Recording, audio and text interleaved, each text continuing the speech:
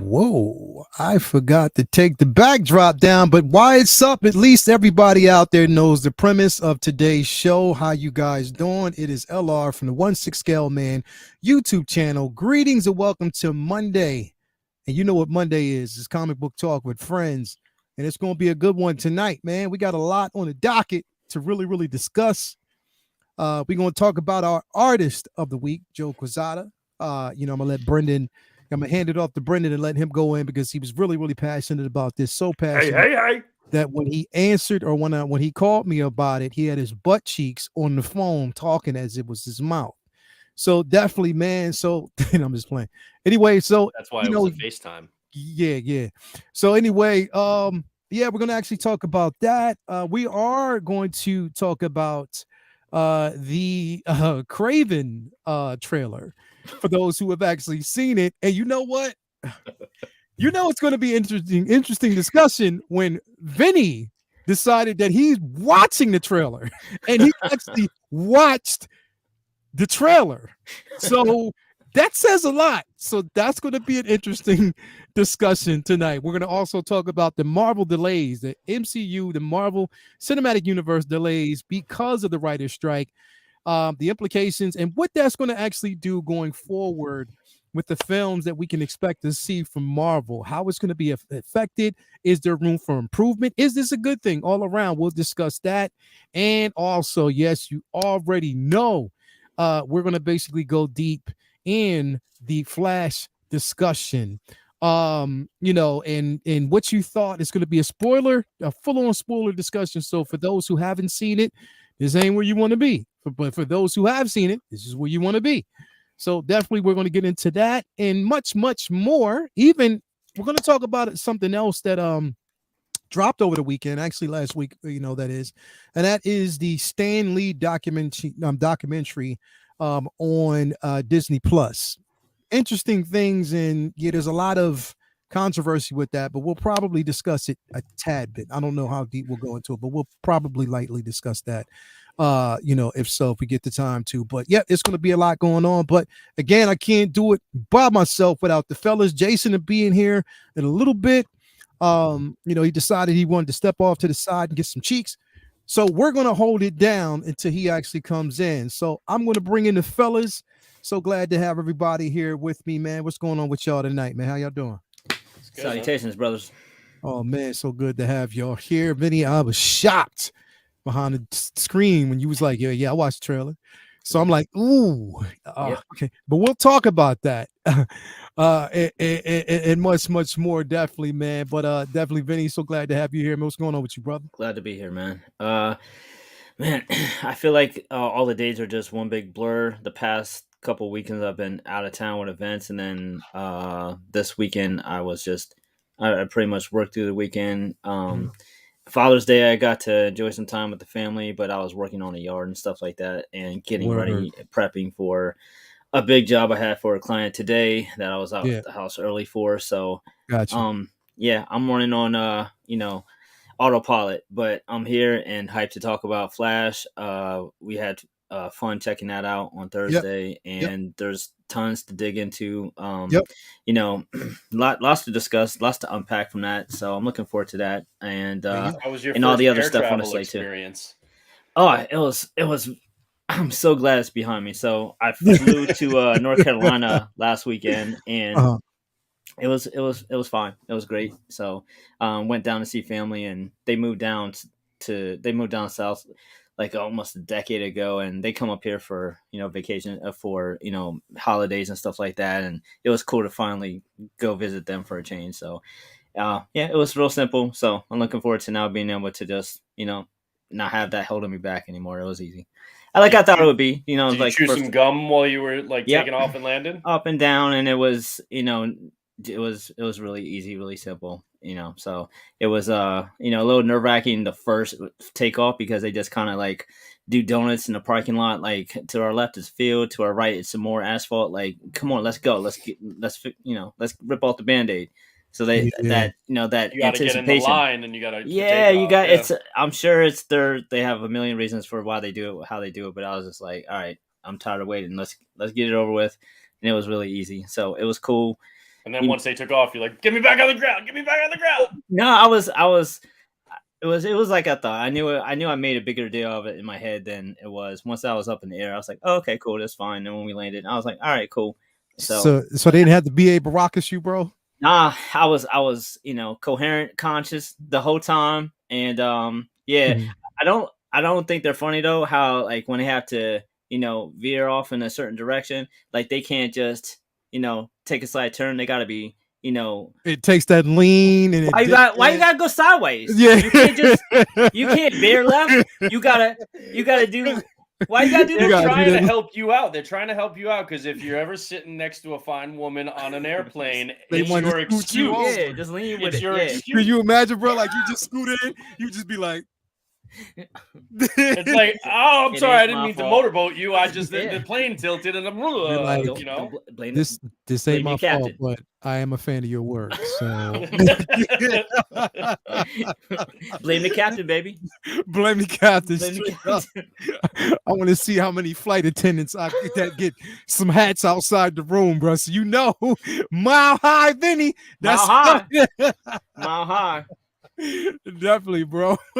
You made it through it, bro. So it wasn't Yeah, nothing, man. It was just Yeah, easy. it I'm was telling you, nothing. like, I love flying, bro. I really, Yeah. really do. Especially like if it's on a really decent plane, I get to lay Yeah. back and go to sleep. Hey, I have a ball, bro. It's Yeah. always fun. It was man. a fun experience. I can't sleep on a plane. I can't fall asleep on a plane. Man, Tylenol PMs and I'm out. Like literally, I am Can't do it. out. I have to. I just need that relaxation, especially on a plane. But I mean, Lael's anyway. like passed out, and his like head's on the shoulder of the person next to him. He's snoring. Oh hell no. See, I always either do this. I get the window seat, or it's been, strangely enough, like me and Toya always have that seat where it's just nobody either next to us or whatever. Yeah. Like we've been fortunate, or like I said, I'll have the window seat and she's leaning on me. So it's always good. Or she'll have the window seat and I'm leaning on her. So yeah, it's always cool. But Yeah, it was fun. yeah, man. Yeah, man. Definitely so good to have that flight. But thank you for being here as always, V. Happy to be here. What's going on, butt naked? What's going on with you, bro? Not much, but it's been a good week. I've only got a couple issues left, and I was catching up on Something Is Killing the Children. I fucking love that book, so that's been really good to catch up on. And then Father's Day had my my daughter's riding lesson in the morning, and then we went up to my favorite spot. My buddy Jason owns a shop up in Salem, New Hampshire, so I drove up there, and I spent a lot of money on comic books. But I got a really good deal. I only paid about like $550, but the value's a lot more than that. But yeah, I got Daredevil 89 here with Electro and Kilgrave on the cover. That is, I mean, this is a near mint copy too. I'm gonna get this one graded. This is like, raw is like a $250, $300 book. Graded, it would probably be more like $400. I have this in a low grade already in my collection, like a 2 or a 3, but this is like a 9.0 copy of this beautiful Daredevil 38 with Dr. Doom on the cover. So I was happy to upgrade and snag that. And then one of the other ones I got was one I've been hunting for a while.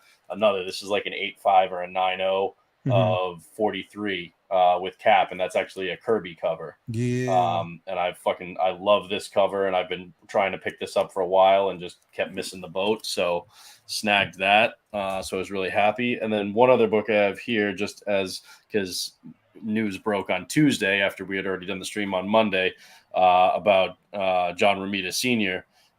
This book right here, Daredevil number 16, is actually the first time that John Romita ever drew Spider-Man for Marvel. Yep. Yeah, it's always been a cool cover. Yeah. So it was cool that I already had this in my collection. So I dug it out as soon as that news broke, man, and just appreciated this because, like I said, this is a piece of history and the first time he ever drew Spider-Man from Marvel. So that was I just when that broke, I just took this out and I just kind of stared at it for a while, man, because it was. I mean, he was 91 or 93. I mean, he lived a long and fruitful life, but anytime you lose a legend like that at any age, it sucks. So, Yeah. and that happened right after we did our stream last week. So we didn't Yeah. talk about it last week. But, So definitely, which is a great segue. Shout out and rest in peace for the great, it is the great John Romita Sr. Prolific, and the thing is, it's like when you see, I like, he, again, like you said, he's lived like a very, very long life, but his contributions, are always met, with open arms. Always, even with like a lot of artists talk about him, like he's just always that fun-loving character. They used to say like he was a jokester, but really, really serious about his craft. I really hope that Marvel and Disney Plus like do something for John Romita Sr. do some sort of like documentary a lot better than what they just did with Stan Lee. Because I think that would be more appropriate and be more well received, I think, by larger comic book fan audiences. If they did something proper with him. And so many of the people that he worked with, including his son, are still alive, so you could do a really good piece on him. So hopefully they do something like that, because I think I know he earned it. Definitely, man. He definitely did earn it. Such a great and an incredible artist. So again, shout out to him. Just mainly for the work, and always just giving us just excellence. And that's just the beauty of the whole situation there. So good to have his contributions in the world of comics. So again, rest in peace to John Romita Sr. You always be in our hearts, never forgotten, and a lot of us have the work, cherish that work. So definitely, man. And that's why it's always good to have physical media. Still support physical media when you get a chance. Yes. It's been a tough time over the past couple of years for comic book artists. There's been far too many. Man, we lost a lot. It's been like an onslaught of losses to the community over the past couple of years, and like we talked about, he's older, and this isn't necessarily like a tragedy because his age was up there, but without a doubt, obviously another large loss to the business. He's a legend, and like so many others that we've mentioned before, he's right up there in that echelon, and yes. Not just for the work that he's done, but he's mentored a lot of the generation that we grew up with as well. I mean, he's mentored and took so many other artists that we're fans of under his wing. So I've always heard nothing but great things about how generous he is with his time and mentorship and stuff like that. And yeah, we all have some kind of something in our collection that is by him or inspired by him. And it's sad to see another icon go. Definitely, always sad, but like I said, for those who have lived like a long and prosperous life, it's always a beautiful thing. You know what I mean? It's always something to be celebrated and definitely honored. But again, it's always sad to see him go, because again, we've gotten so many artists and those that we've admired their work, some gone way too soon, some gone and are celebrated, and all should be celebrated. So definitely, man, it is a thing. But yep, shout out to John Romita Sr. So let me go ahead and address the chat real quick and see who we got in here with us. We got my baby girl Skylar. What's going on, baby? So glad to have you in here with us. We got P-Rock is in the building. When the time comes and we lose McFarlane, Jim Lee, and Rob Liefeld, it will hit me hard. It's definitely going to be some artists, bro. Jim Lee and McFarlane, as controversial as Rob Liefeld he's still an artist that's recognized. So definitely it's going to hit a lot of people. Thank you for that, P-Rock. We got Vibes in the building. Thank you for being here, yo. And P-Rock Dale, yo, He rocks silly. Oh, he said King Kirby as well, man. We got Louis Labitz in the building. Thank you for being here, bro. We got, Man, let me Louis. see here. Who else do we got in the building? Amber May is in the building. Thank you for being here as always. We got Spice Runner in the building. Thank you for being here. F. Wellington is here as well. We got S. Beam. We got the great Renz Talentino is in the building. Thank you for being here. My man Um, Renz. we got Paul Morales is in the building. Thank you for being here. Larry Walker's in the building. We got Chuck G. We got CM Brock. One is in the building. Thank you for being here as always. Aaron Collects is in the building. Thank you for being here. Mike Moss is in the building. What's cracking, bro? And F. Wellington. So definitely, and many, many more that are actually going to come through as always. And 2 tiers in the bucket. Thanks for the content, fellas, as always, bro. Thank you for being here. So, yeah, man, we're going to actually get into some things. We're going to get in with the artist of the week. And Brendan, I know this is something that you wanted to actually touch on. So, definitely, we got Joe Quesada coming through. And I know this is something that, you had talked about. We were going to do it last week, but, we kind of pulled it for this week because we had a lot going on last week. But we're going to do it this week, man. So tell them what you want to talk about, what you want to go over, bro. So it's funny. It's like we constantly are like, have we talked about this guy? Have we talked about? How have we not talked about this? It's just that there's such a long list of great creators and influential people in the industry, and some of them come with their fair share of controversy. People like Rob Liefeld, and there are people that are polarizing. John Romita Jr. A lot of people love his art. A lot of people hate his art. Everybody has their own kind of styles and tastes and stuff. And Joe Quesada is one that I've always really appreciated. But I know that he has also been part of one of the most controversial kind of story direction decisions when, remember when he was editor for Marvel, because he's a writer, an editor, and an artist. And he was the driving force behind Spider-Man One More Day. And that was the highly controversial Spider-Man arc where he basically wanted to Have everybody, Peter Parker's life was too good at that point, and you lost what people loved about him early on in Spider-Man. He was married to MJ, everything was going well for him, and he wanted a kind of reset. He wanted to pull Peter Parker back to the early days of Amazing Spider-Man. And there was a storyline with Mephisto, and basically it reset. It gave, Peter the option. Aunt May was either going to die or he could save Aunt May, but it would be at the sacrifice of his marriage, his life as a married man with MJ. And he chose, and she knew, she was in on the decision. MJ was, but he chose to save Aunt May. And so then he was no longer with, and all that kind of history of their marriage and everything was erased from the timeline, erased from the universe. And people hated that. Like, a lot of people really hated it. But actually, one person who was really on board with it and actually wrote a letter about how he thought it was ballsy, and he thought that Joe Quesada did something that was super scary, but he did an amazing job with it. And that was actually Stan Lee. And Stan Lee actually supported, the move. There can be arguments about, whether or not that was the right move, whether or not that made sense for the character. It was a ballsy move.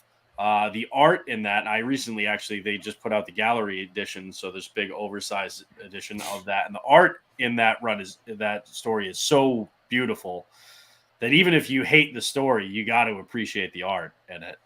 I don't know if that's the way I would have gone if I were in his shoes, but I respect the fact that, man, he just he went ham. He just went balls to the wall, and he did it. He didn't hold, he didn't hold back. He didn't pull punches. He made a decision and then he ran with it. And so I give him credit for that.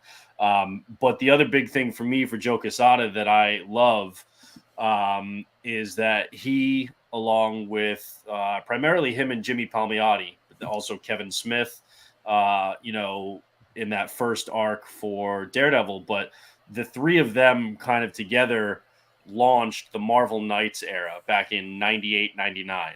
And I got the shirt on too. Marvel Knights is some of my favorite comic books. The Black Panther stories during Marvel Knights get slept on. A lot of people don't realize how good the Black Panther stuff was during that era. Punisher, Daredevil, these Spidey, these were some really, really good times, and I loved the art.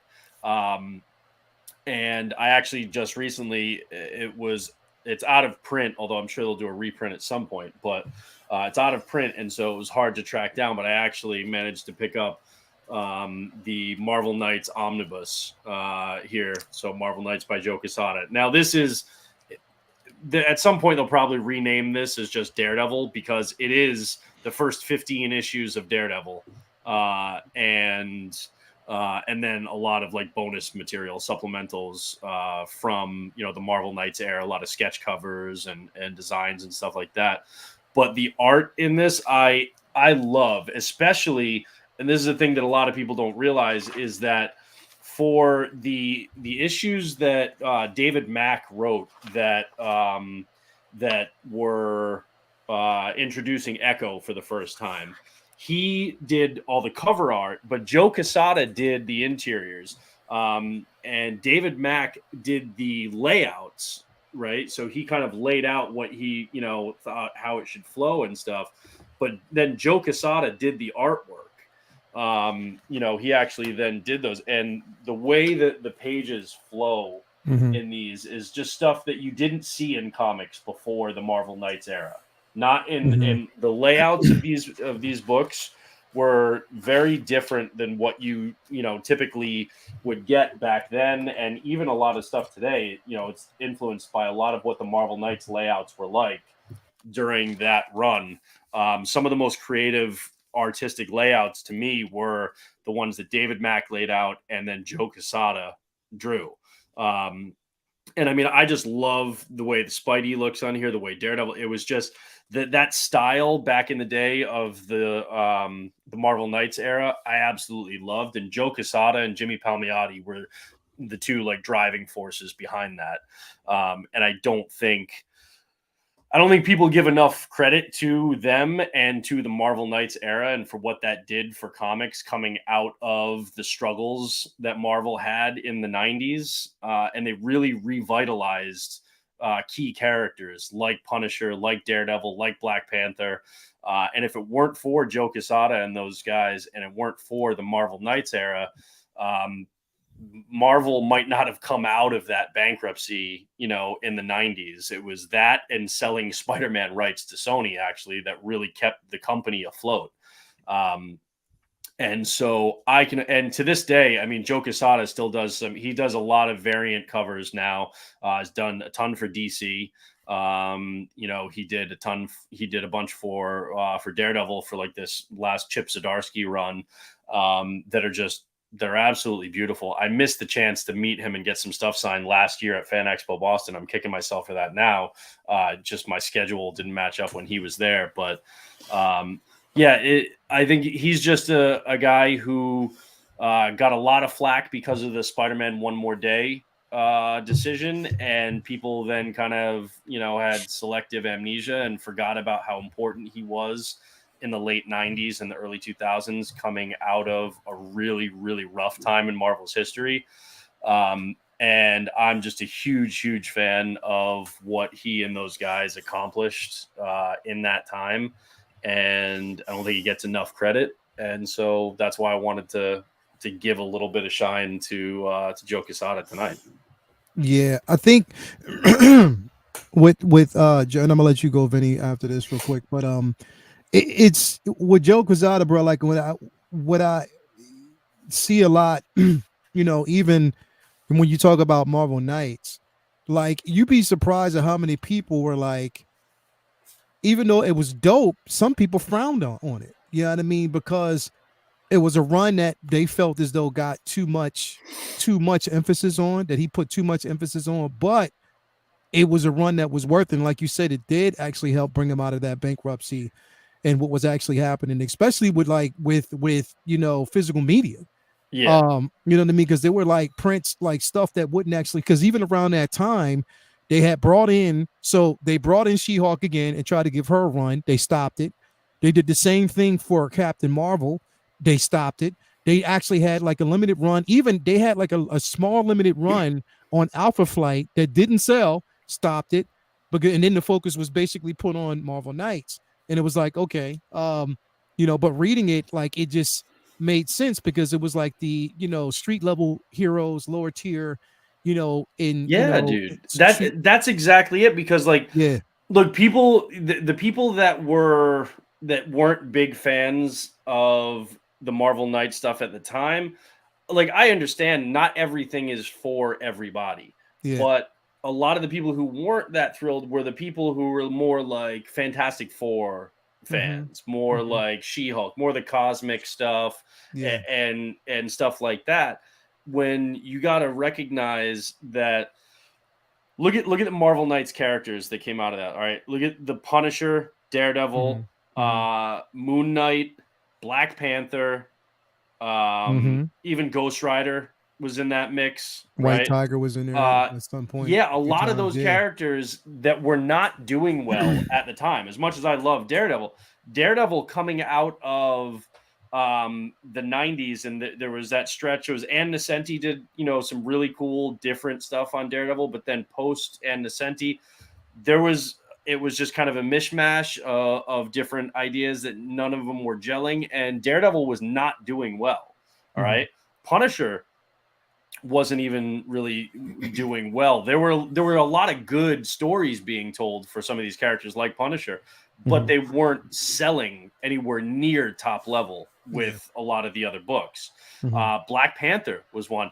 If it weren't for the Marvel Knights era, all right, let's say by some stretch that Marvel made it out of the 90s without the Marvel Knights era, like selling rights to Sony for Spider-Man and whatever Mm-hmm. else they managed to stay afloat. Even if that happened without the Marvel Knights era, if it weren't for that era, we wouldn't have the Punisher show or the Daredevil show that we have today. Mm-hmm. We wouldn't have had, like, there would be no Moon Knight on any screens. Mm-hmm. All right. Well, Mm-hmm. Black Panther and Wakanda Forever, those wouldn't exist, Mm-hmm. right? Because Mm-hmm. those characters wouldn't have had the revitalization that they needed at that time for us to even have what we've had on the big screen and on Disney Plus today. Yeah. So that's why it's super critical. And also Joe Quesada's art, you can see you can see the trail, you can see the inspiration in a lot of other artists today for what he did and what Jimmy Palmiotti and those other guys did in those late 90s and early aughts. And Joe Quesada's art is like very stylized, but like it's his style. Mm-hmm. He was never like a neutral kind of bland artist. Like Mm-hmm. maybe you either loved it or hated it, but you felt a way about Joe Quesada's art. Mm-hmm. And that's okay because you don't have to like everybody's art. Yeah. But like, I mean, my favorite artist of all time, David Mack, even said that what Joe Quesada was able to do with the layout suggestions that he gave him for that parts of a whole story arc, which was the Mm-hmm. introduction of Echo, was amazing, and he was absolutely in awe of Joe Quesada while they worked together.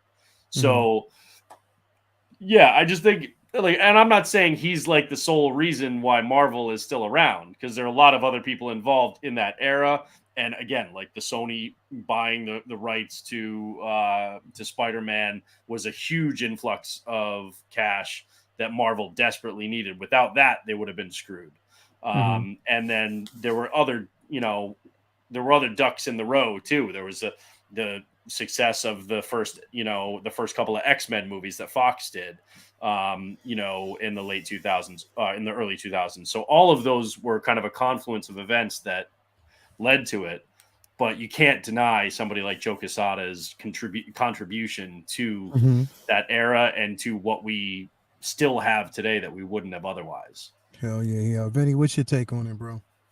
My first comic book convention was Wizard World in Philly, and I remember me and my best friend at the time going to Philly, and we were all hyped to meet Todd McFarlane, and we had overlooked how many other artists and creators were there, and we kind of went nuts, just going through every line we could, being badass little kids and skipping lines that snaked and just jumping and cutting in line. We were like 12 years old, 13 years old, and after McFarlane, we knew we had to go see Joe Quesada because we were just huge fans of his stylistic, type of art, and we used to always joke around how like Jimmy Palmiotti was like synonymous with Joe. Like every time you seen Joe, you seen Jimmy. Like they were always together, and they, he's super loyal. Has big, big just reach of networking throughout the comic book community, and Marvel really capitalized on that when they gave him a position of power because he used his contacts within the independent scene to bring in people like Brian Michael Bendis. Like he's the first person to really see how much talent there was in that man, and David Mack and Garth Ennis, and he was really he really pitched to Marvel, bringing in these indie creators and shaking everything up. Now him himself was super talented. Like I was one of the first things that sold me on him was the Sword of Azrael miniseries right after Nightfall, and his covers on that 4-part series. We would just stare at those covers; they were just so incredible. And then he got over to Marvel and was just everything he touched was just incredible, just so amazing. And even his independent comic Ash, Ninjak, like all that stuff, like everything he drew was just like, wow, this is phenomenal. Like his art style was just insanely just crazy dynamic, and that's it's always something that I've always been drawn to, like dynamic, kind of slightly exaggerated without being super cartoony style. And like he's like Brendan was saying about the bankruptcy after 98 and going into the future trying to keep the company afloat. It was Marvel Knights that helped keep them there, and also the Max line. Like he had Alias and and Punisher and those. So he had that line too. And then after that, in a couple of years later, he he was in charge of bringing in Ultimates. Like Ultimate line. So and seeing how and giving the reins to Bendis and Mark Miller to basically run that ship at the start. Run it, yeah. He also brought in Kevin Smith. He was the one who brought Kevin Smith in to do the Guardian Devil at the beginning. Yeah, that started it all. And these were a lot of decisions that at the time Marvel wouldn't have made prior to Quesada, because at the time it was very stagnant there. It just was. And they didn't even have like at that time they had no faith on independency at that time, or just like new artists that fresh. Look at that Panther. It was absolutely just no concern or care. Like independent comics was and creators just were not on their radar at all, and that started a transition that they gave they started a independent line for their artists, which was unheard of. Now this was nearly a decade after the big exodus of everybody going, all the major creators leaving to go to Image. So at that time, before he got there was that culture there at Marvel of they're gonna shit on anything new and creative and fun and interesting. They just want, it's just the same old. And unless you're working on an X-Men book or Spider-Man book, you don't get featured. And it was just, they wanted to shake things up, and putting Quesada in charge was such a brilliant, beautiful move, because they didn't just put him in charge. They put him in charge and actually let him, make a lot of decisions. And Can you again, there imagine was all of the talent that would have just gone to yeah, Image or DC and absolutely, not Marvel if it weren't for him, like bringing yeah, in Bendis and Mac and all, right, and like it's crazy yeah, when you think about yep. the big hitters that he brought into Marvel when they Mhm. needed it most. Giving Mhm. Joe that job really seemed like, you know, when you get someone who, worked at the company and promote them to the manager as opposed to getting a manager laterally. So, like the Mhm. person you have there, they work there, they know everybody, everybody respects them because that was a peer. And then when put in that spot, the power didn't go to their head. They were just like, all right, cool.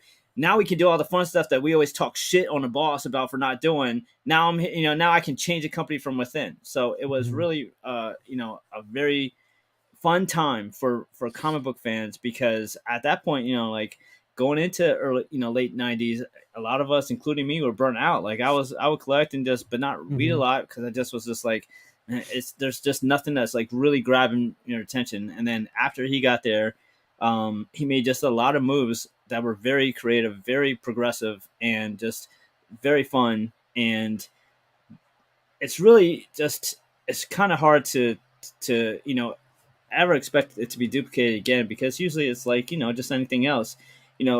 A studio head is not usually somebody who is also like a director or actor. You know what I mean? Like it's rare. Usually you're one or the other. So talent Yeah. and a suit usually isn't the same. But he Mhm. was a talent that turned into a suit and just kept that kind of for the people mindset. So I was always impressed and He was good like with branding too, because when you think very about it, very when people wanted to like, if there was a Marvel Knights across the top of a book, yeah people would grab it. So it's like they would be Mhm. like, all right, like let's say me like, oh, I love Daredevil. I'm reading Daredevil. It's like, wait, but Black Panther has Marvel Knight, Moon Knight yeah has Marvel Knights. Mhm. All right, I'm gonna yep. read those too. Let me Blade. see how Yep. those vibe with Or this. Max. I remember getting Max Blade thinking, oh shit, Yep. a Hmm. mature audience Blade comic, gimme.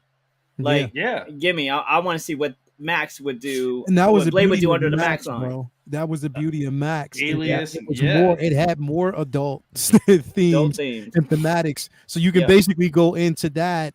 You had like Marvel Knights, which Yep. was really dope because it kept it on that street level, and it was dope to kind of bring that in because again, we were always focused on the cosmic level Yes. or just like hmm overpowered and stuff like that. But yeah, it was a line And that it it was was an cool because he ingenious. didn't say, Yeah. "Hey, our comics are getting too cosmic. Let's bring them down to Earth." He was like, "No, let's Yeah. make this. Let's make this let's have our corner of the earth. Yeah, this corner of the Yeah. woods is for if you don't like the Ron Lim, Thanos, Living Tribunal shit yep. mixing. You like if you don't want to see Spider Man like in a story that has Living Tribunal, which some people were like this that's stupid.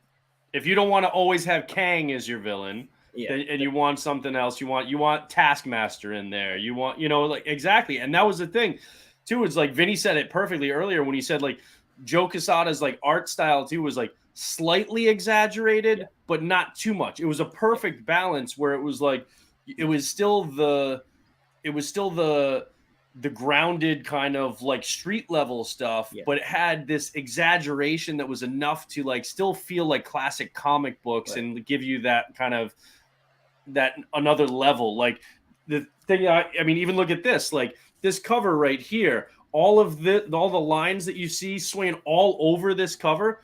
Yeah, Those are the cables between Daredevil's billy clubs, yeah, and they're going all over. Like that's yeah. crazy Yeah. exaggeration. It's this great Obviously, mix. Like, that's not like yeah, practical, but yeah, he knows that, but it's like no man, that catches your eye, and it's the yeah, realism But with the exaggeration in you just know the what right though? balance. You yeah, know what though? And the beauty of that particular book and the reason why he said, and I'm gonna bring Jason here in a minute, but the reason why he said it was over exaggerated is because he was looking at the aesthetics of having Daredevil, but then having Spider-Man there, and without the initial view of his web, the way he tied that in was to kind of give it an image Yep. of Spider-Man being in, like, it was to kind of emulate that there was webs there, or it was like, yeah, to say, look, It was a um, synergy between the two the synergy characters. between both. You know what I mean? yeah, And that was the blend. Whereas if you didn't have that dichotomy, there was no link. It was more like a juxtaposition. and what he wanted to actually carry on in that. So that's the beauty of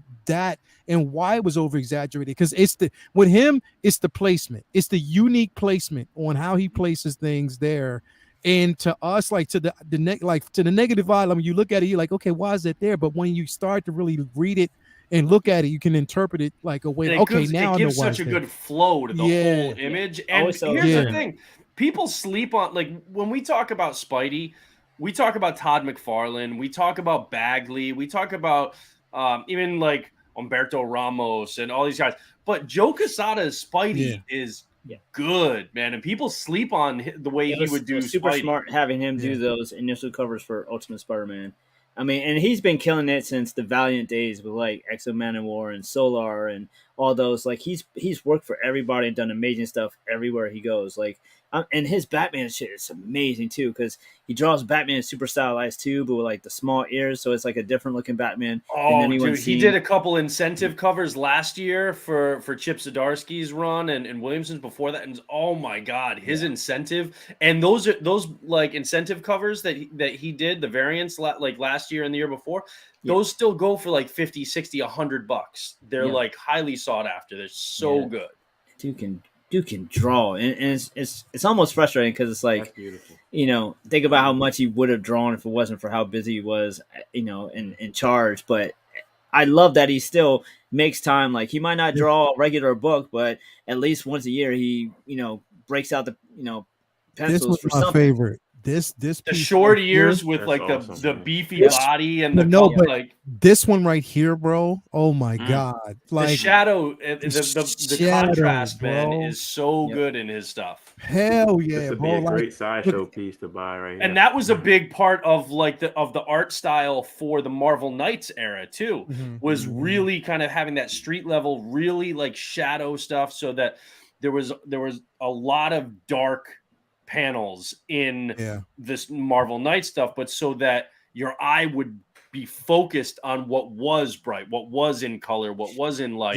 And he carries that over. And Batman is a perfect character for that too. Like when you see him in the shadows and he's just lit up by like a strike of lightning or something, it's like, again, Spidey and Batman, I think people sleep on when they think about the best artists to draw those characters, they sleep on Joe Quesada. Yeah, definitely. Quesada is like a really dope artist. Hey, so good to have you here, Jedi Pimp. Cheeks aside, Cheeks, you got the cheeks taken care of. Oh yeah, that was all weekend. Man. Weekend, what you think? That was all weekend. Yo, definitely, bro. Definitely. Benny, you just basically popped some things up. I'm bringing it up in a minute. But Jason, thank you for being here, bro. What's your, thoughts on Joe Quesada and his pieces, bro? Like in the work that he does, man. Listen, I love the fact that the over exaggeration of some characters, because it was like a super balance between the over exaggeration and the realism in the same picture. So his balance of doing that and almost everything that he put out makes you fall in love, especially with his covers and then the artwork itself, man. Like this right here would be a sideshow piece I would put on the wall. Like that's a definite frame piece right there, man. Yeah. So I love that balance of realism and over exaggeration in his work. That's a good point too. Is so many, like whether it's Sideshow or Prime One or so many of these companies are doing like, Jason Fabok inspired Batman or Jorge Jimenez Joker, and I love all those. Don't get me wrong, but it's like, and then you get like a Jim Lee Batman or a Frank Miller or something like that. But there are so many, well, why don't we have other characters, other artists? It's like a Joe Quesada, Daredevil, or who did it? Like a David Finch Moon Knight, or so, you know what I mean? Like, give us like some of those artists that, man, I think if people really saw the art that those are based on, and then they saw a statue piece based on those things would sell like crazy. But they limit themselves to only like 3 or 4 or 5 like artists these days. It's like everything is Fabok, Lee, Jimenez, and it's like I like those guys, but there's so much more out there. Look at that, man. That's what I'm saying, bro. Like, anything that he's actually touched, has been completely amazing. pieces. And like you said, he just doesn't get as much credit as he deserves and that he actually should have. Let me bring these pieces up here really quick. Vinny Azriel. Um, yeah, yeah. Um, dope, dope That's pieces, crazy. bro. Man, look at that Dope. claw. That's just Mm-hmm. insane. Mm-hmm. Mm-hmm. And the blood spatter in the background, bro. Yeah, dude. With the Batman symbol. Yeah, bro. Definitely. You know, and again, bro, like it's a testament to his commitment, his artwork. You know, it's just always on point, bro. Like definitely always on point. And it good. Like it's just a good time to really celebrate the fact that we do get like really good featured artists. You know that and for somebody and we're talking about artists who are completely legendary, bro. Oh yeah. You know what I mean? Legendary and touched over so many medias and actually, you know, has pioneered and been an inspiration for like a lot of artists up and Oh coming, yeah. even now. You know what I mean? So definitely shout out to Quesada and his work. Continuous and you know, again, legend. Still have him here. If you haven't read it, go back and read the Marvel Knights era titles. Like you said, Daredevil, Punisher, Moon Knight, and like we were talking, like Vinny had mentioned, the Max imprint stuff too. So Punisher Max, Alias, all those. Go back and read those, man, from like 98 to like really even like 2008. Like that kind of like 10-year span. The Marvel Knights imprint ended well before 2008, but like that stuff carried through into like, you know, Houston's run on Houston and then Bendis actually like their runs on Moon Knight, Christopher Priest on on Black Panther. Like we wouldn't have had any of that stuff if it weren't for the stuff that happened in the late 90s and early aughts. So if you haven't experienced Marvel Knights, man, go read it because it's a trip. You'll enjoy the art, you'll enjoy the stories. It's really, really good. Yeah, definitely, man.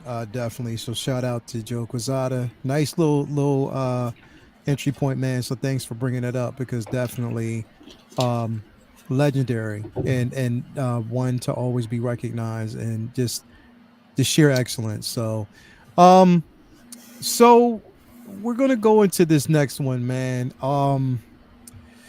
Okay, so I want to premise this on this again. I've told y'all at the top. Vinny has this thing that, you know, of course, we know we can't coerce him in watching any trailers because, again, if it's a film that he's interested in, he will not watch the trailer. You know what I mean? That's just it. He'd rather watch the film. And then once the film is over, he'll go back and watch the trailer to see and to mirror that to see how much information they might have actually put in the trailers or if any at all. And which is dope. But on the docket tonight, we were going to talk about Kraven the Hunter. That trailer did basically drop today. Trash. And oh, I'm sorry. I didn't mean to say it out loud. Yeah, you did, motherfucker. Don't say you did. so listen. I was thinking it. He's just thinking out loud. That's all. You thought out loud. Exactly. So here's the thing. I'm going to say this before I let everybody have the floor.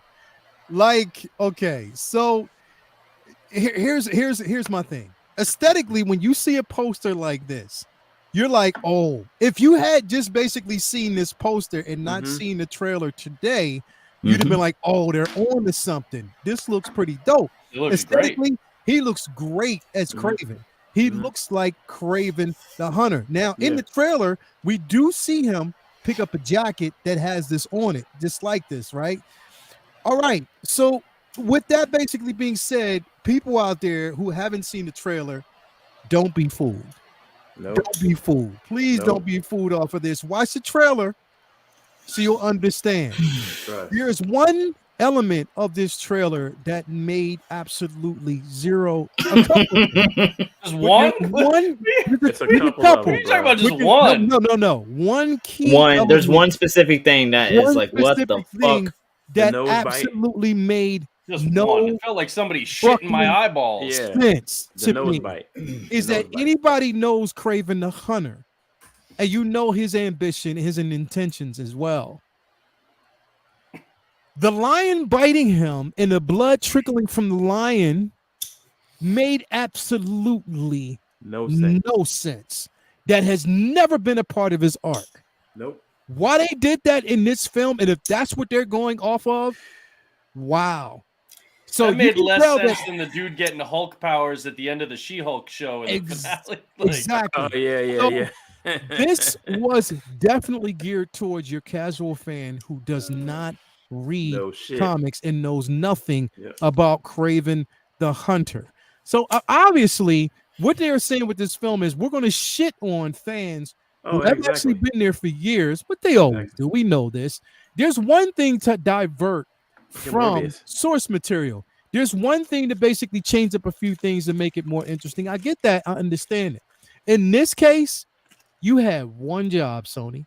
One job after riding off of the success of Miles Morales into the Spider-Verse, across the Spider-Verse, and is soon to be beyond the Spider-Verse. You had one job.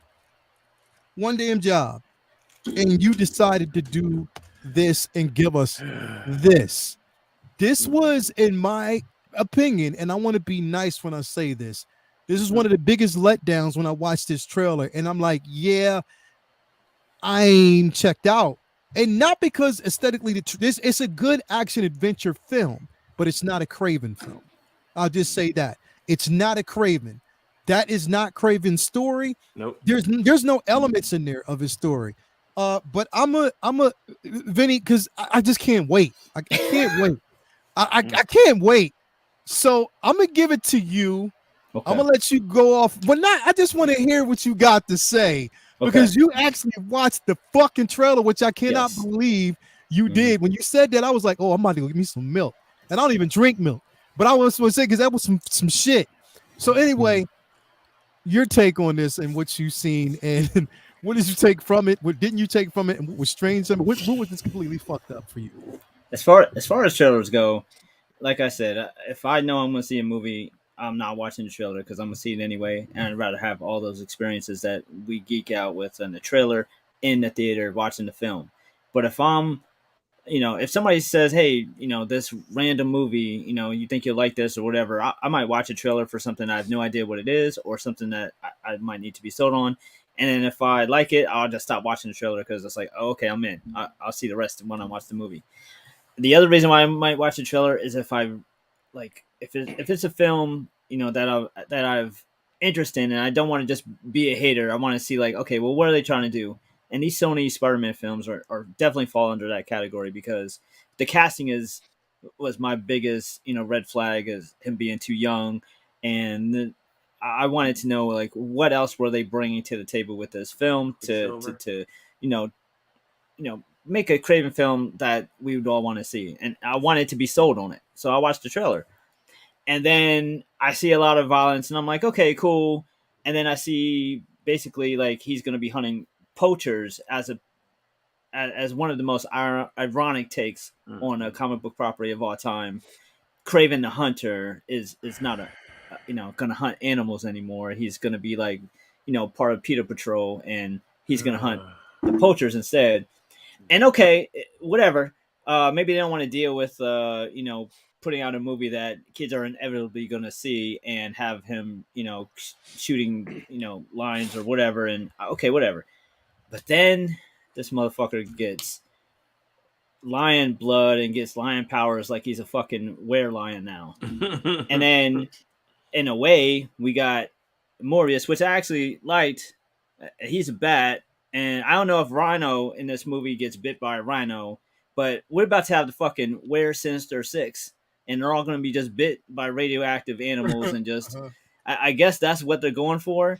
But to watch them throw away the jungle herb elixir to giving him some powers, and really, for all comic book fans, you never really look at Kraven like, okay, he's a super soldier type of dude who's going to be able to fight Spider-Man with equal, strength and agility.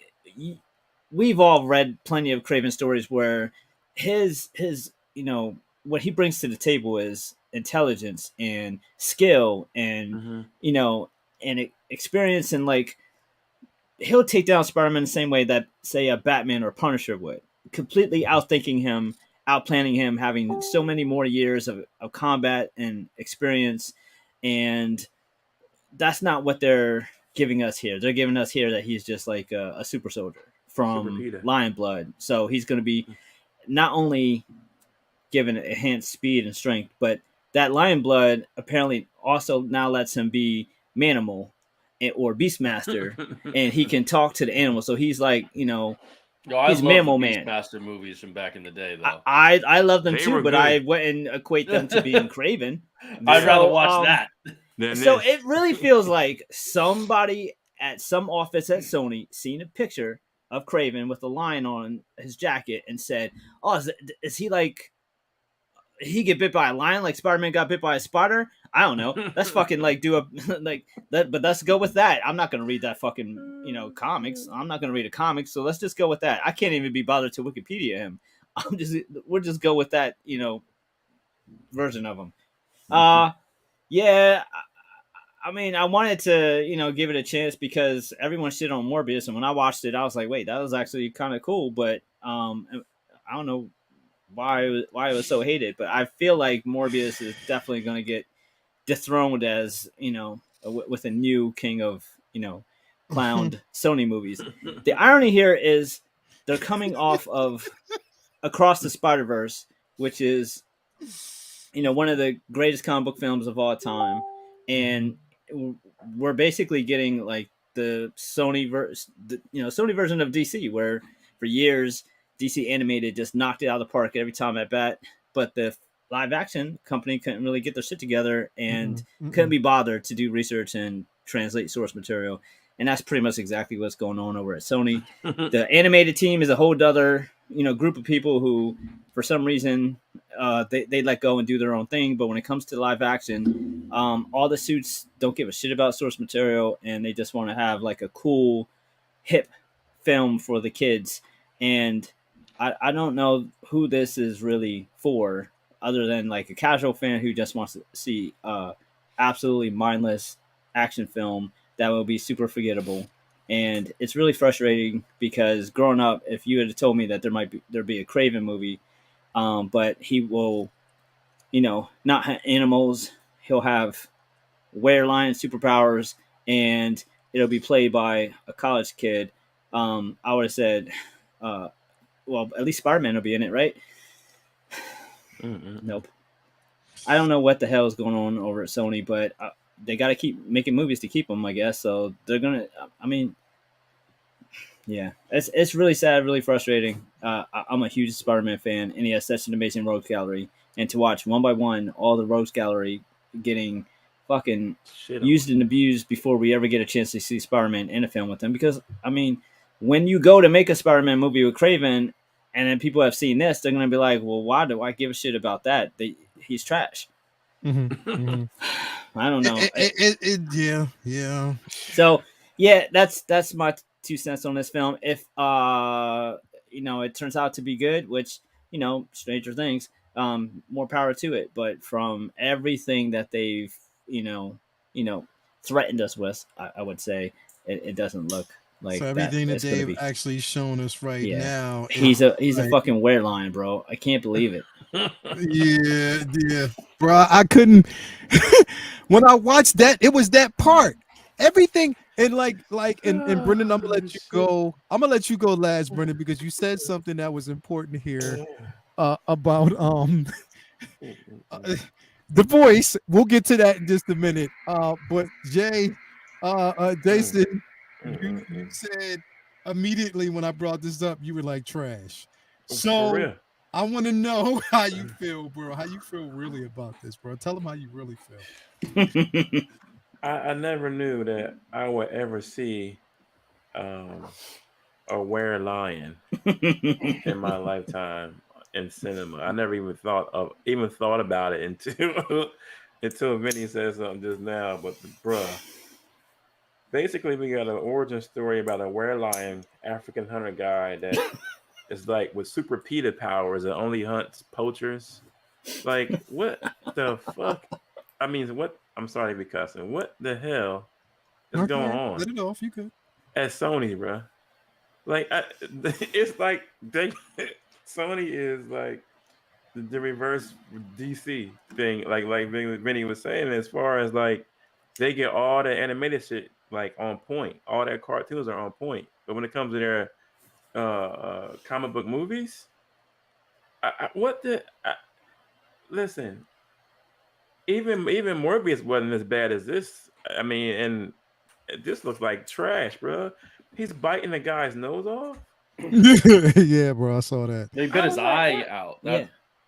And like he's not supposed to be like a fucking savage. Yeah, that's not crazy. Like he's Dude. smart. He doesn't. No, He's calculated, bro. he jumped on the board like a wild man and bit his nose. I was like, what is this shit? Mhm. I just no elixir. He's line blooding it out, and he changed it to a wereline. That's basically what we got. I mean, I don't know, bro. I'm baffled by the whole thing, bro. I was like, wow, this is trash. Yeah, This is straight trash. It definitely surprised me, bro, once I saw it. Because but here's the thing. Brendan sent it to me, right? But didn't say nothing. He just That's when normally Brendan send you a video and bro, don't respond. normally he'll send you you know a what's fucked video up. and he'll Yeah, say something yeah, before them, like, yeah. yo, bro, check this out. If He don't didn't say nothing, shit. right? He just sent it. It's trash. and He said, said It's trash. yeah, that's what he did, bro. He Bruh, he if he slid it in ever my send you inbox. anything He in just an said, email here you go. or a you DM go. with You no go. response, he said it's garbage, dog. Yeah, no just know response. that it's He trash. waited for me to respond. As soon as I said something, he was like, I just left it. It was like the Dude. digital equivalent of me crop dusting him. I just Bruh. started and walked on by. It's like putting a flaming bag of poop on your front step and running. Like Yeah. that's what it is, dog. Like it's Yeah. horrible. yeah. You get fooled by the poster because the poster looks like the comic book. the poster is like that's Right. amazing. And watch Right. it. Watch. I bet you he gets the jacket at like the Yeah, last yeah. scene in the movie. Oh yeah, it's gonna be. He puts it on in like the final sequence, Yeah. and that's Yeah, it. He's yeah, got And it then do for, you like, see the 3 jacket he has on Kraven for the most of the film? He the doesn't Hunter. look like, he looks like Kevin, not Kraven. He looks like he came straight out of Xena Warrior Princess with that shit, yo. Yo, bro. He looks like he sells knives at a Comic-Con, yo. there you go. How long you been sitting on that one, just waiting to put it up? I just did it just now. It was real Yeah, quick. motherfuckers It's a quick job. at a Comic-Con. Yo, I'm so done, bro. I'm done. Word. But Word. Brendan, so first of all, Mhm. you evidently you watched it before I did. Yeah, well, so there are actually 2 versions. I can't remember which one I sent you, but there's the clean version, and then there's the red band one. Yeah, That's the more yeah. brutal one. The red band, like, you get us. If you only watch the clean version, then you're definitely going to be like, "Oh, this sucks." If you watch the red band version, then you'll see a little bit more of the brutality in it, and that speaks to what we said. It's like, this is probably going to be an entertaining, like, hardcore, like, action movie with like some brutal and some, pretty crazy like action sequences that would be entertaining if you're not in the theater looking for a Kraven the Hunter movie. If you didn't know anything about the character or that it was a comic book movie and you were just like, it's not based on a comic, it's just a random action movie, and you watched it, I bet you would probably be pretty entertaining. Yeah, if it was just a random movie, if it was right. something different that just But- said, yeah, you can't go in and expect it to be Kraven, and that because that's not what this is. He looks amazing, and this, like, literally fucking 2 weeks ago, I was saying that my excitement levels were up for this movie. Like 2 weeks ago, I was saying, because right? Like, I admit it. Because what I was saying is that what we were hearing about the action and stuff out of CinemaCon was that this looked good. And so my excitement levels went up. And when you see the footage now, it's like, yeah, okay, there's like, again, if it's not Kraven, this could be a pretty badass action movie. Yeah. But if we're looking for an actual Kraven story, Why That's does he not it. sound like a salesman from Abercrombie and Fitch? Yeah. Like Russell Crowe had, like, when you first hear the voice at the beginning of the trailer, like, oh, that's Kraven. Right. Yeah. And then oh no, that's Kraven's dad? That's Russell Crowe. What Yeah. the fuck? Yeah, no accent. Russell This Crowe movie doing a should- great Kraven Russian accent, and then Aaron Taylor. And here's the thing, Aaron Taylor Johnson, when I saw him in Bullet Train, I was like, I'm sold on this dude's acting ability and his acting ability. I'm sold on that. Okay. For sure, yeah. But then people were still like, I don't know if he's going to look good as Kraven. That between his performance in Bullet Train and then this picture, I'm convinced he's the right guy for them to have as Kraven. They just made all the wrong decisions around him. Yeah. Just like I think Jared Leto was a good choice for Morbius, but I don't think they built the right movie around Jared Leto. Like no blood in a fucking Morbius movie, no like film. stuff like that. You look at him, that's fucking Kraven right there. That is amazing. All right. He, as an action talent and as an actor, just in general, he's got the ability to play this role. They just didn't do everything else that they need to do around him, at least based on what we can tell from the trailer. I'm still going to see the movie, and then we'll see, but I don't have high hopes like I once did because, and again, I'm glad that they put both this image and the trailer out today, because if they only did like the image and then my hype levels would have gone up for like weeks and then would have come plummeting down even more once they dropped the trailer. So I'm glad they did both.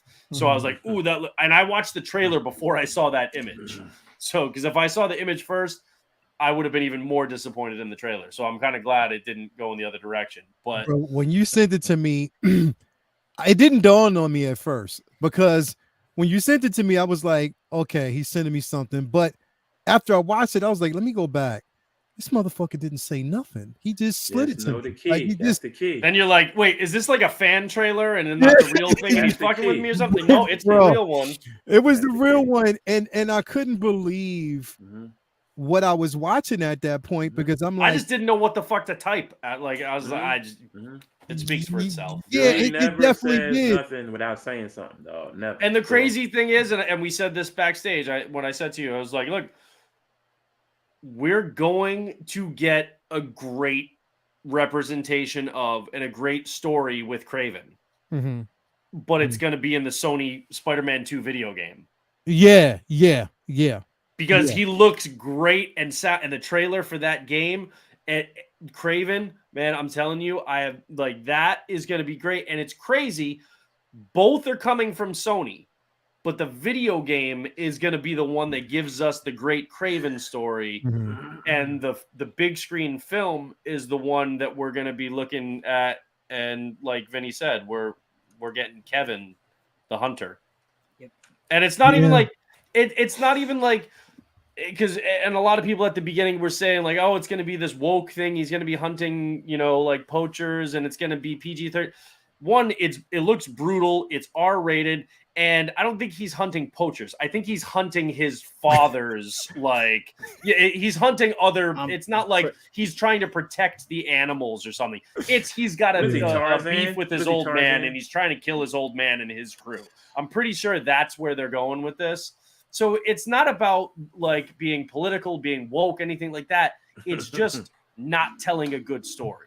It's just not telling the character's story from the comics, but saying, as Hollywood, we think we can do it better, so we're going to make it better because we know more than people who write comics. That's the mentality that Sony takes with a lot of these guys. The only time they haven't fucked that up is when they got the right people to do the Spider-Verse movies. When they put Lord and Miller in charge of that, it was the right people.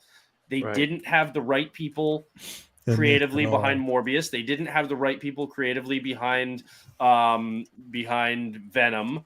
They don't have it here. I highly doubt they've got it with Madam Web, right? Oh God, another nightmare. And this makes me super, super fucking nervous after Amy Pascal from Sony said that they've got plans for a live action Miles Miles. Morales, yeah, bro. Now, it's gonna if be it's scary. done like they did the Peter Parker trilogy, the Tom Holland trilogy with Marvel, it's done Yeah. and where It's it's done basically Marvel making the movie and Mhm. Sony doing distribution, then okay, give me a live action Miles and let's roll with that. But if it's just Sony doing it and it's absent Marvel, no.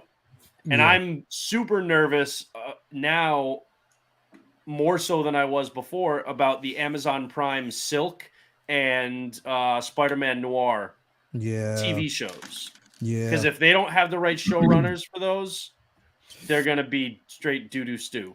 I can't wait for the second trailer when he looks at the camera and goes, "I ain't lying," and then he gets cut to the credits. Bro, Mark my words. Mark my words. They're gonna do it. It's the thing is like even right now, like all jokes aside, when I think about this, bro, I'm like, okay, we're working in a space where you decided that you wanted to basically create, you wanted to take the villains from the Spider. Okay, so we gave you a pass when you brought in Venom, anti-hero. We know that's cool. Right. So we gave you a pass on that. We somewhat gave you a pass even when you brought in Morbius because, again, another anti-hero. But when they basically started going down the line and saying that they wanted to actually do Kraven, and then what they're doing is El Muerto. Are they doing that as well? El Muerto, Yeah. they're doing, El Muerto. yeah. Yeah. They're making every villain an anti-hero just so they can be like, look, this is somebody for you to root for because they're not putting him in the same universe as a live-action Spider-Man, right? Because Kraven is a great villain. He could be such a great, just straight-up bad fucking villain for Spider-Man, whether it's Miles or Peter. But because they're not doing that, they want to make them likable. And so they want to make, look, they don't understand is people liked Heath Ledger's Joker as a fucking villain because he was a villain, right? We liked Jack Nicholson.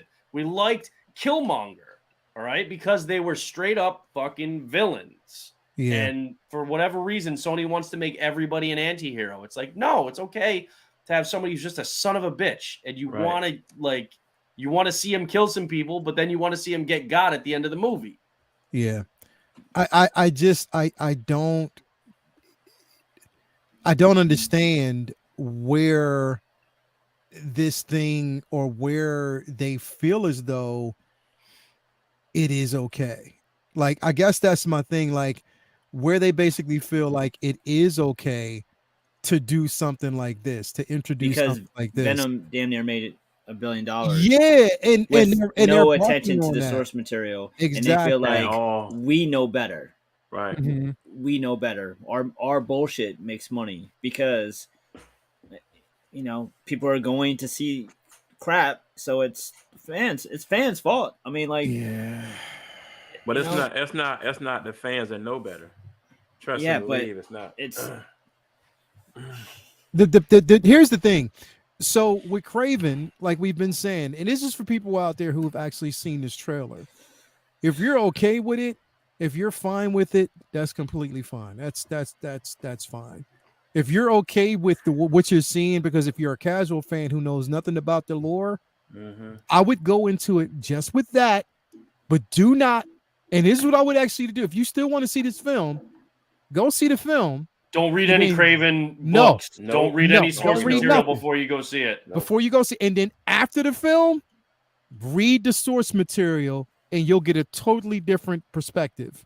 Yep. Or this has nothing to do with it. Take the money you would have spent taking your whole family to see this film and go buy a trade paperback and read Kraven's Last Hunt or whatever. Read a Kraven story instead, and you'll probably have more fun. The crazy thing is, Vinny, it would have made more sense for them to start with Kraven's Last Hunt than to do this. Right. And even in a death story would have made more sense than this. Yeah. Something, bro. Like this story here is like. I think the most frustrating part is like this is yet another sign that these films aren't going anywhere. Like at first when they did Venom and then they did Morbius, it's like, okay, well, are they doing like it reverse order? putting, giving a movie for each of the Sinister Six and then bringing in Spidey to fight them. That's what I But thought no, it looks originally. like they have no intention of Spider-Man ever fighting any of these villain solo films characters. And so it's like, what is the point?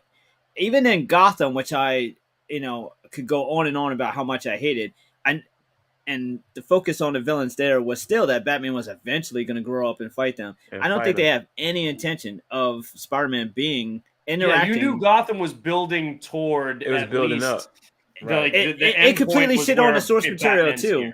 Mm-hmm. It completely shit on the source material and timeline too. But like, it still has, it still had like some kind of like future like plan. And I don't know if they have a plan here other than, hey, Kraven's a cool character and people probably go see it because it's Todd Spider-Man, and then maybe they'll go thinking that Spider-Man will show up. And it's almost like Boy Who Cried Wolf. I think they really feel like people are going to these movies thinking, well, when they go do a Sinister Six movie, that we'll all be ready because we've seen all the films, so they're gonna feel like they can't miss this.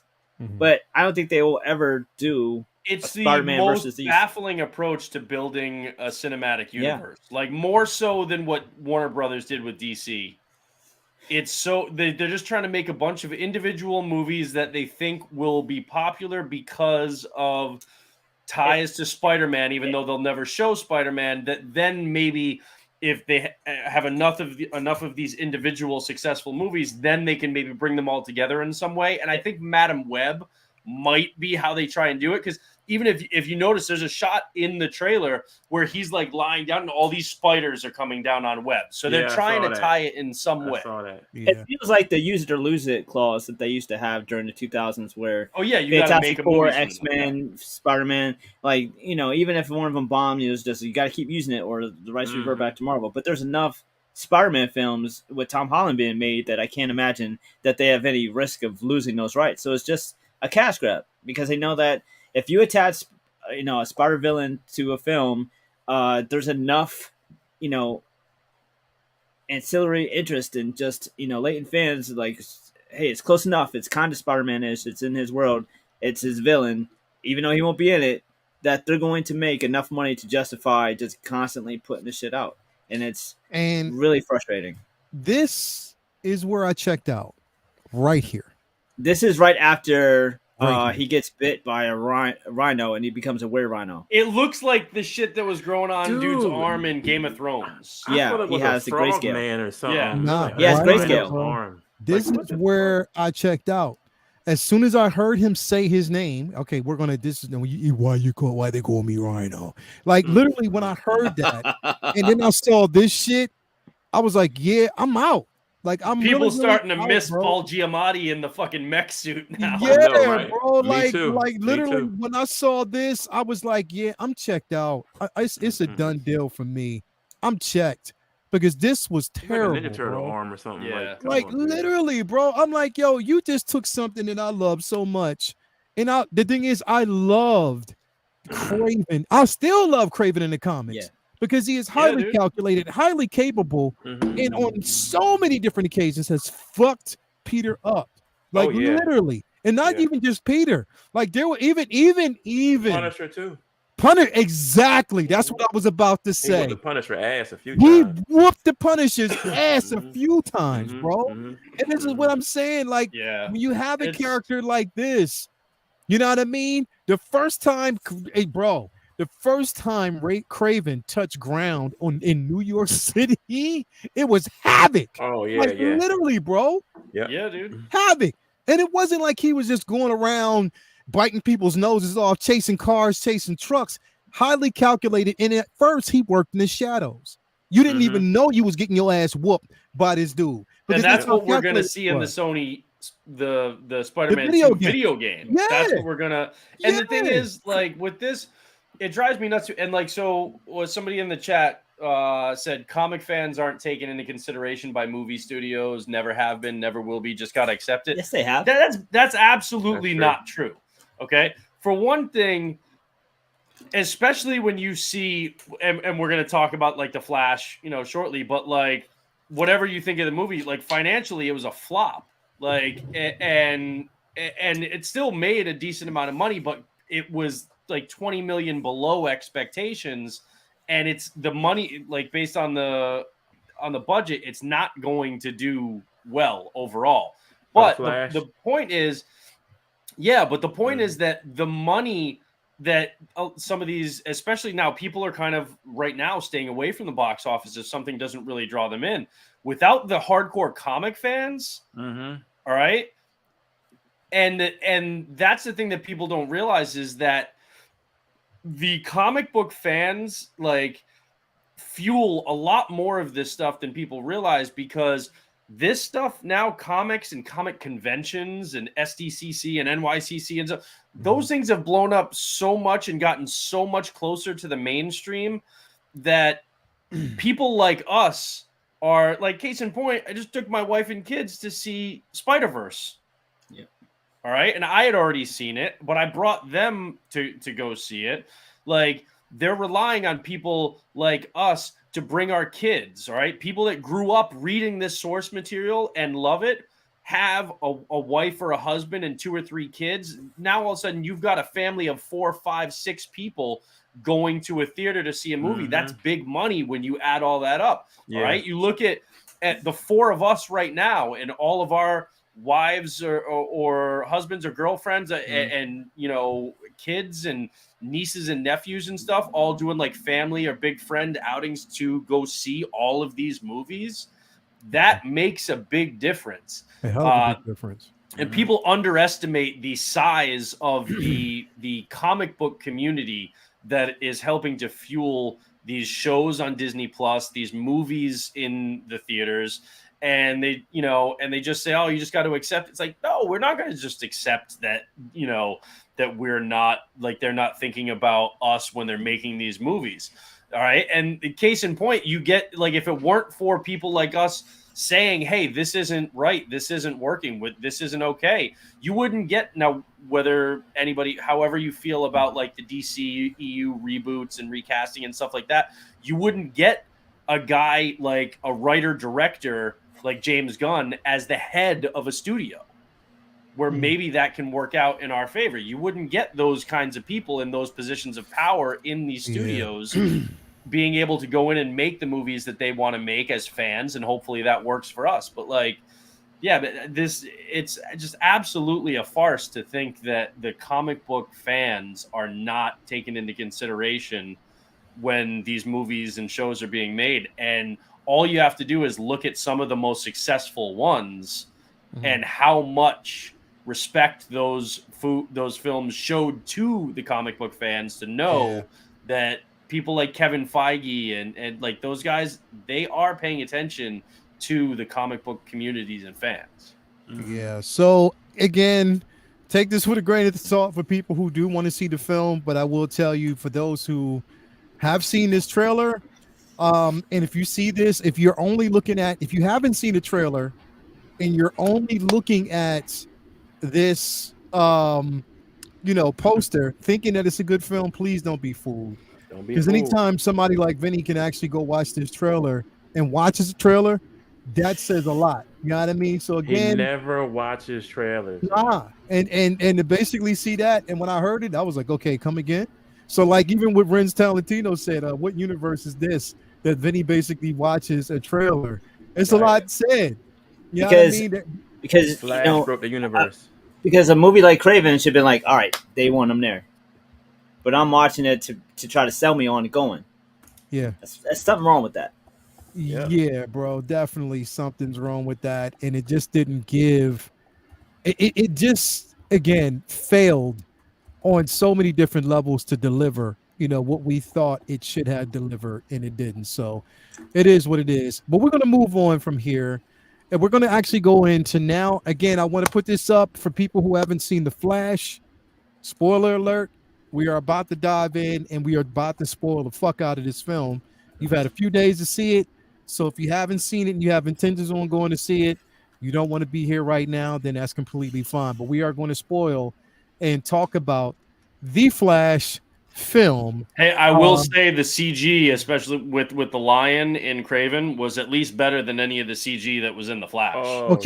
So here's the thing, and I want to preface it by saying this before we even get down that road with the CG. Okay, so for me, I was going into this strictly for the story. That's where that's where I'm at. I'm right there in the middle of the story. I want to see how much the story kind of like just captures me and brings me in. So that's where I'm at, is strictly the actual story. That's where I start, that's where I end. The CG, the reason why I give CG a pass in certain films, pretty much in all films right now, regardless if it's good or bad, is because born in the 70s, coming up in the 80s, the CG was already trash and we relied on the story. So we were trained to really, really key in on the story aspect of it. It's just that when we got into like the 90s, like the late 90s, early 2000s, and CG started basically kicking in, people started James looking Cameron. at the big, exactly, spectacle films, and that's what it was.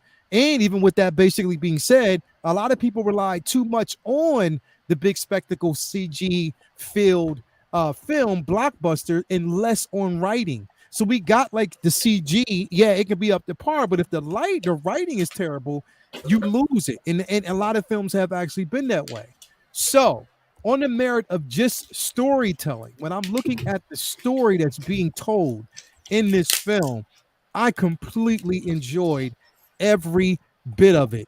And speaking of the CG, the parts between Barry and his younger self, there might have been maybe one or two wonky parts, but for the most part, I forgot that I was even watching two people or just like two separate individuals. I thought again it was a twin.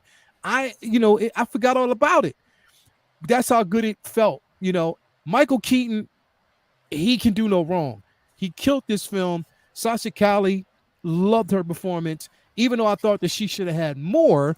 And in my opinion, the multiverse was explained perfectly in this film to me. Now, again, these are my opinions. Was the actual CGI 100% and everything? No, really, really, really wasn't. But in certain parts, the CGI was kind of dope. And we got a chance to see a couple of cameos in here that we're going to talk about. But for the most part, I relied strictly and I stay within the story range. And that's where I am.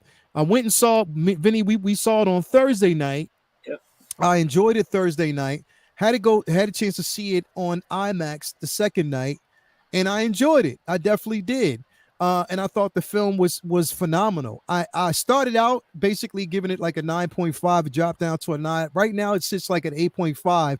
And that's not because the film is bad. This is for me.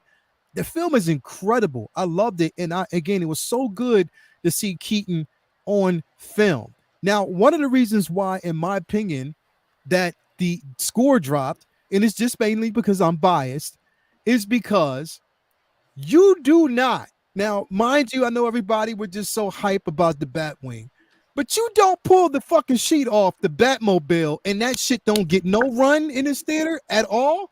That's the only thing that I didn't in this film.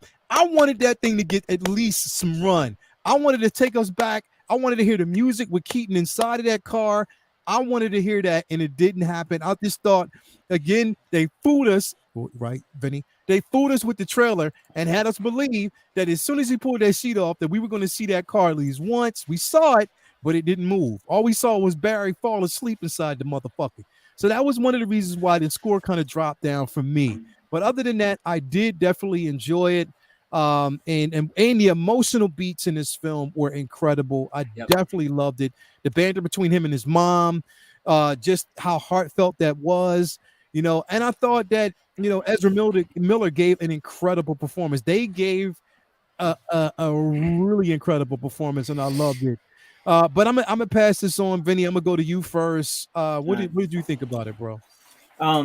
This is one of the films I was really, really glad I hadn't watched any trailers for, because there was so much controversy with this film, and there were so many rumors of different cameos, and so much of it was leaked, kind of like it reminded me of Superman versus Batman, where they were trying to tell you everything to get you to come watch it, and I didn't want to know. I wanted to just enjoy it.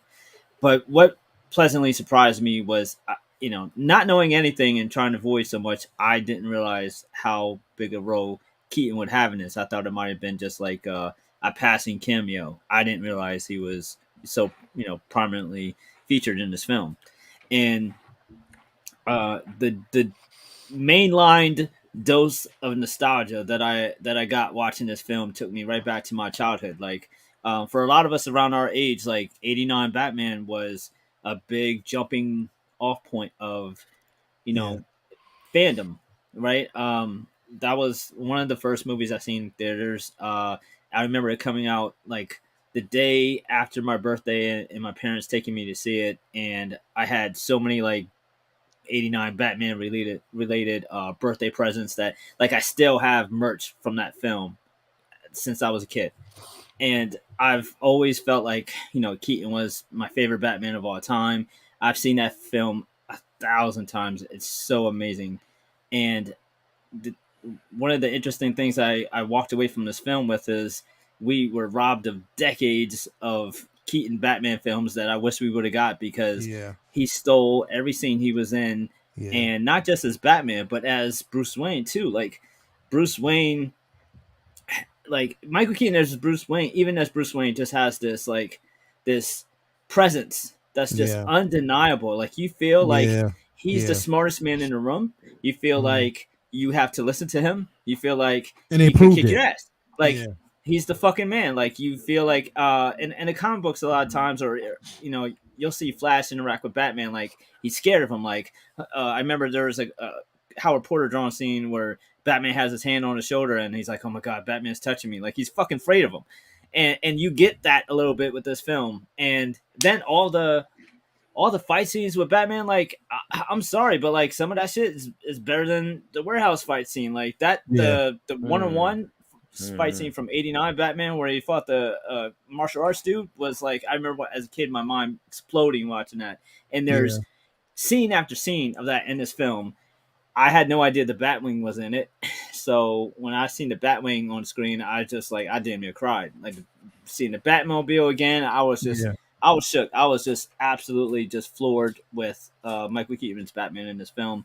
Yeah. Sasha Callie's Supergirl was incredible in this. She just is fucking captivating. I wish there was more of her in this.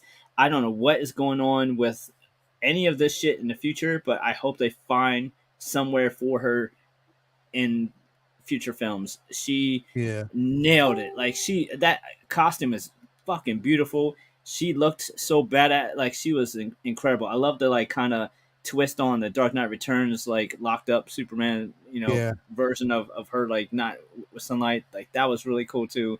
Um, I loved every scene Barry had with his mom was just like bring the tissues. It was fucking phenomenal and just heart wrenching because anyone who's lost a loved one, like they grab you with it. And I don't really consider like Ezra as a great actor, but the mom was that mom was phenomenal.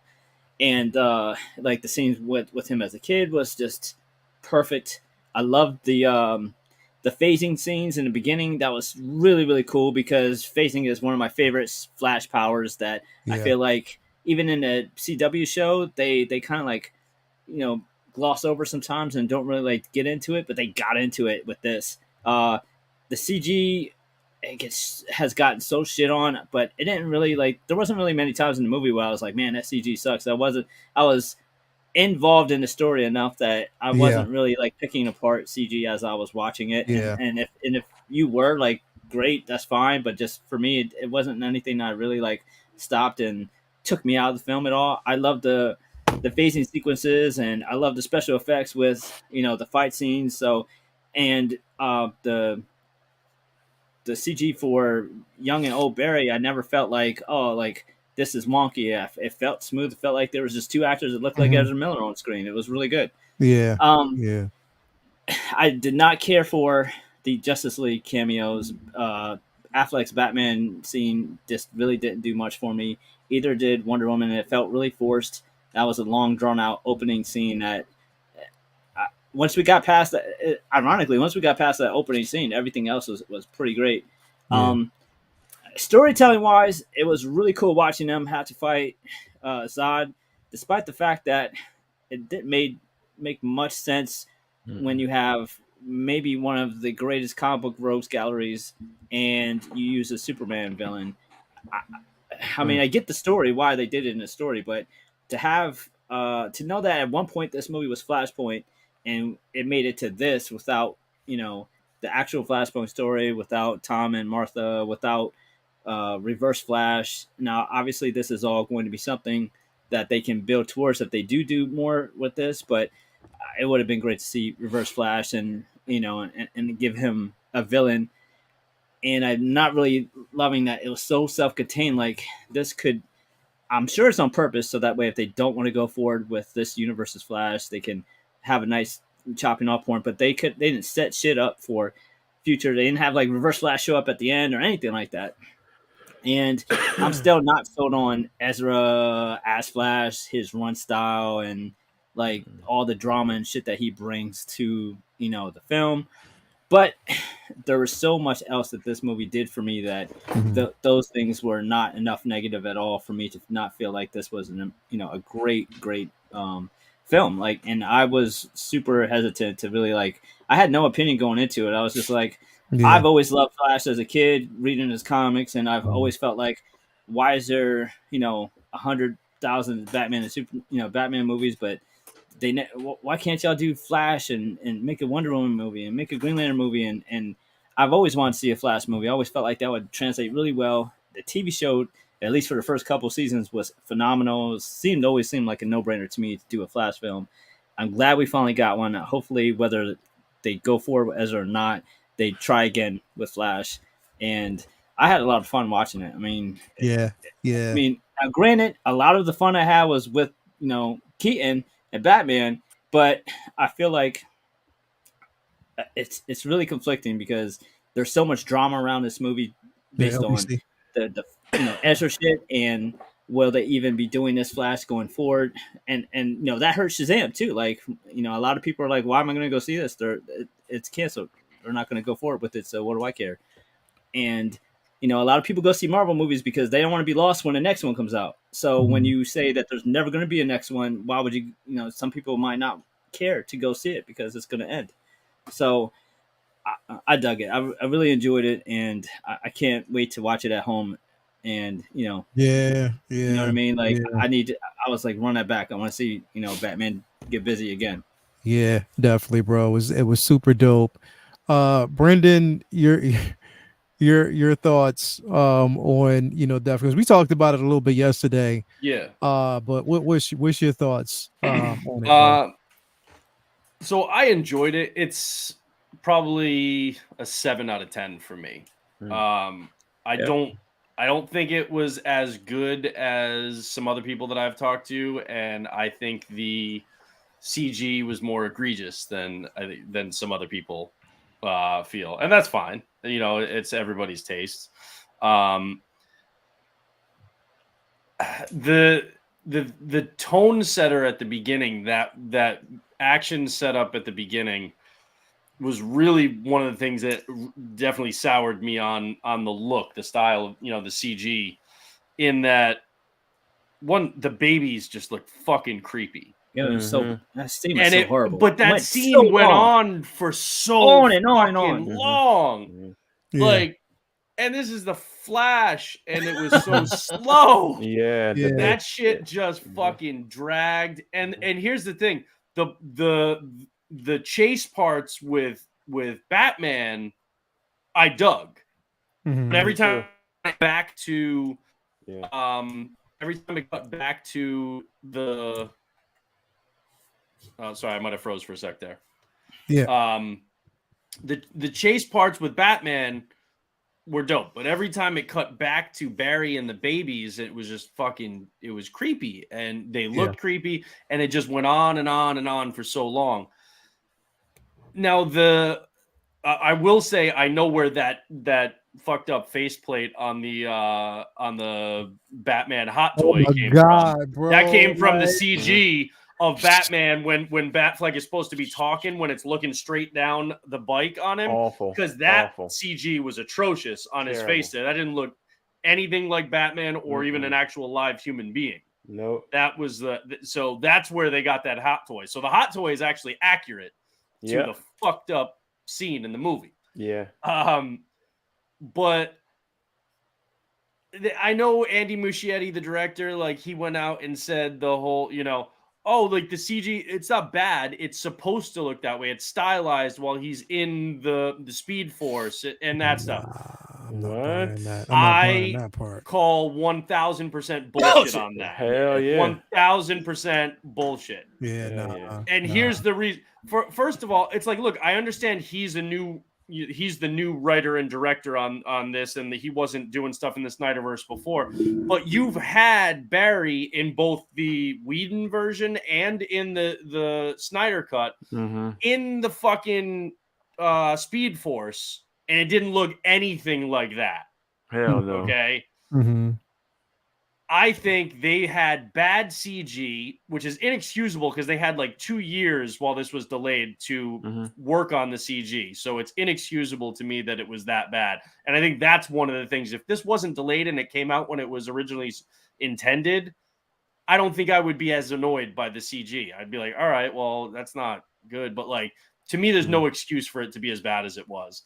And I think and here's the thing, people were talking back a month and a half ago or longer when it first showed at CinemaCon, saying the CG is pretty rough. Hopefully they're fixing that for the final release, and this is just an early version that we're seeing.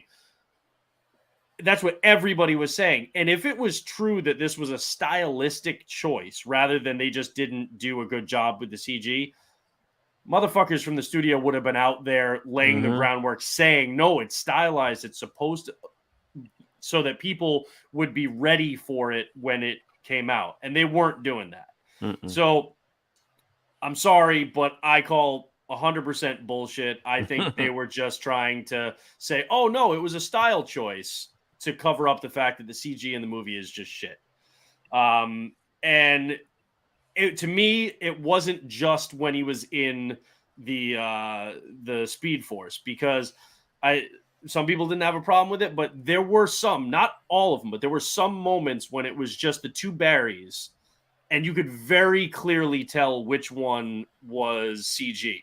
And sometimes when you're in the moment and you're hyped for the movie and you're in the theater going experience, maybe you don't pick up on something that you then see in, home viewings, right? I'm telling you, when people go back and you watch certain things, especially one of them was when they were on their way to the Arctic to get Supergirl, all right, and they thought Superman at the time.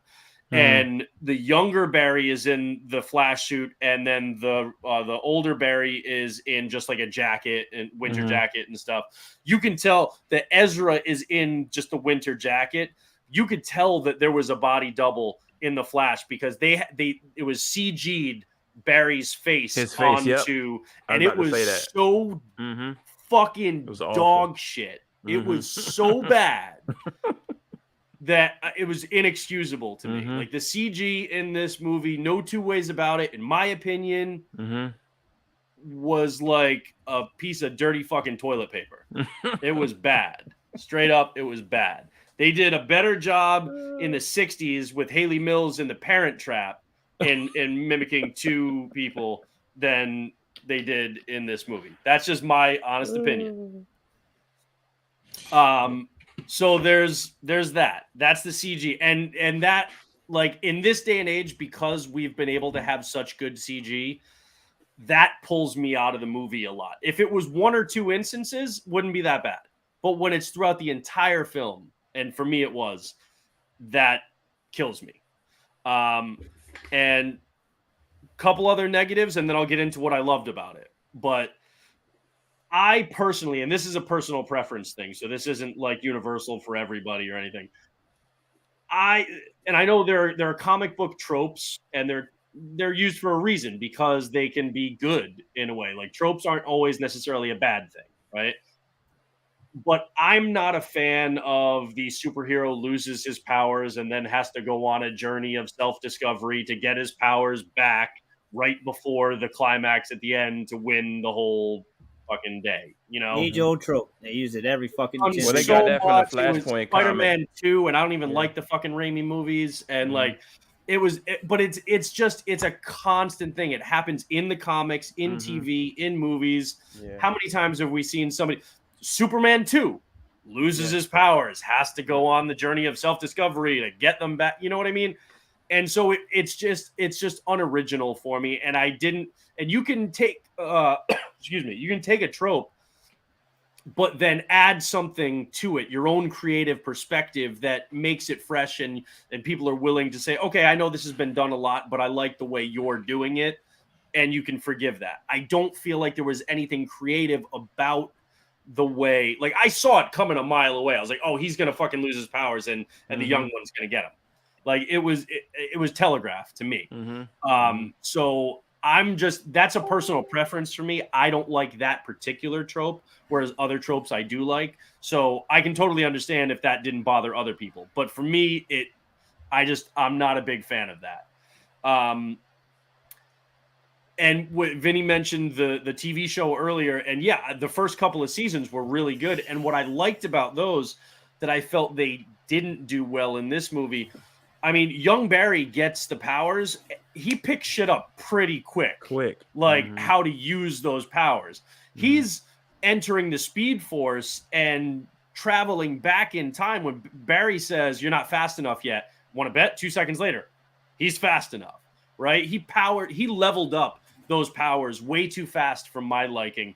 Whereas like you look in the comics and you look in the show with Grant Gustin, it took a while for him to piece together each evolution, each step of how his powers grew. Yeah, Wells had to remind him to run every week.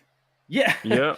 It happened, I think, just way too fast in this movie. I understand it's a movie, it's not a comic book or a TV show, so you don't have a whole season to develop powers over. But I just felt like the younger Barry developed that power too quickly and with not a whole lot of guidance from the older Barry to kind of justify it. That was just me. And new especially powers. Especially since when Barry's explaining Rockefeller. and especially when Barry is explaining, about how he couldn't save the kid because again, he was just learning his powers.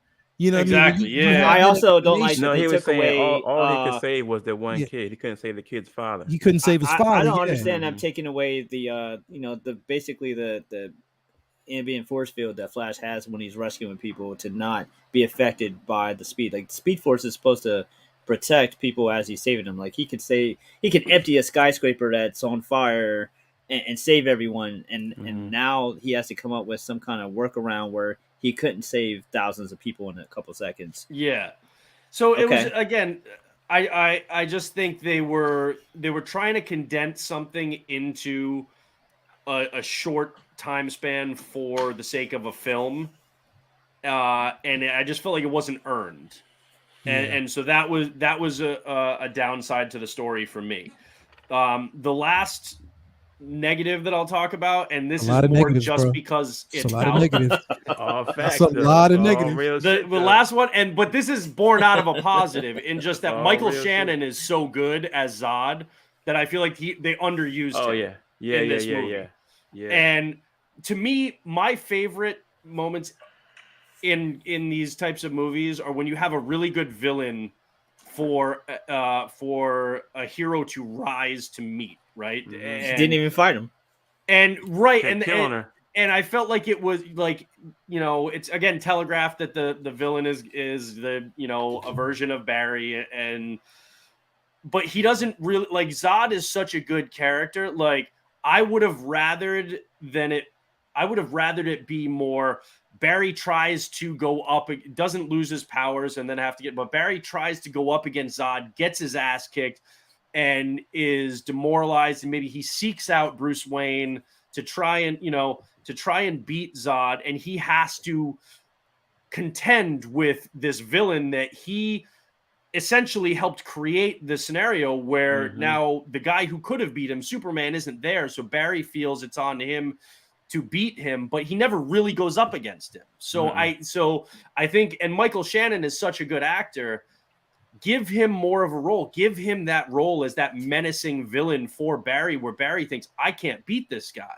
I've got to get help. I've got to figure out how to make this work. And that I feel like would have made for a more compelling arc for Barry than the tropey, lost my powers, got to get them back, and then I'll put, my little superhero friend team together to save the day. I think so. With that portion of it, I think that when I see that, and again, I get it. It is a basic trope, that we actually see throughout these films. But I also think it was a way for him to see himself. It was just him seeing himself, and I think that's one of the reasons why to depower him, so he has no power. He can't rely on his power. He has to rely on a level of intelligence, experience, and also just finding out who he was before he even got the power. You know what I mean? That's the way I see that portion of it. I get it. Was it a trope? Hell yeah, it was a yeah. But we see number. It's a preference thing for me. Every damn films. It's like, do something different. We know that, where there's peril, they want to show a certain way. And I'm like, okay, you choose this storyline. Okay, here we go again. But just how you execute it. Let me see how you execute it this time. Not much of a difference, but it is what it is. But I get 100%. What you're saying, and that's the, and like you mentioned, I threw out a lot of negatives there. Okay. I still enjoyed this movie. I'm still going to watch it again and see where, what I missed the first time around and see, if I like it better or maybe less. I don't think I'll like it less because I'm pretty aware of the things that detracted for me. So I think more now I would probably just continue to appreciate more the things that I did like, which Michael Keaton, fucking amazing. Absolutely amazing. Yeah. The most action as Batman we've ever seen from him, fighting that Kryptonian and jumping around and putting the bombs on it.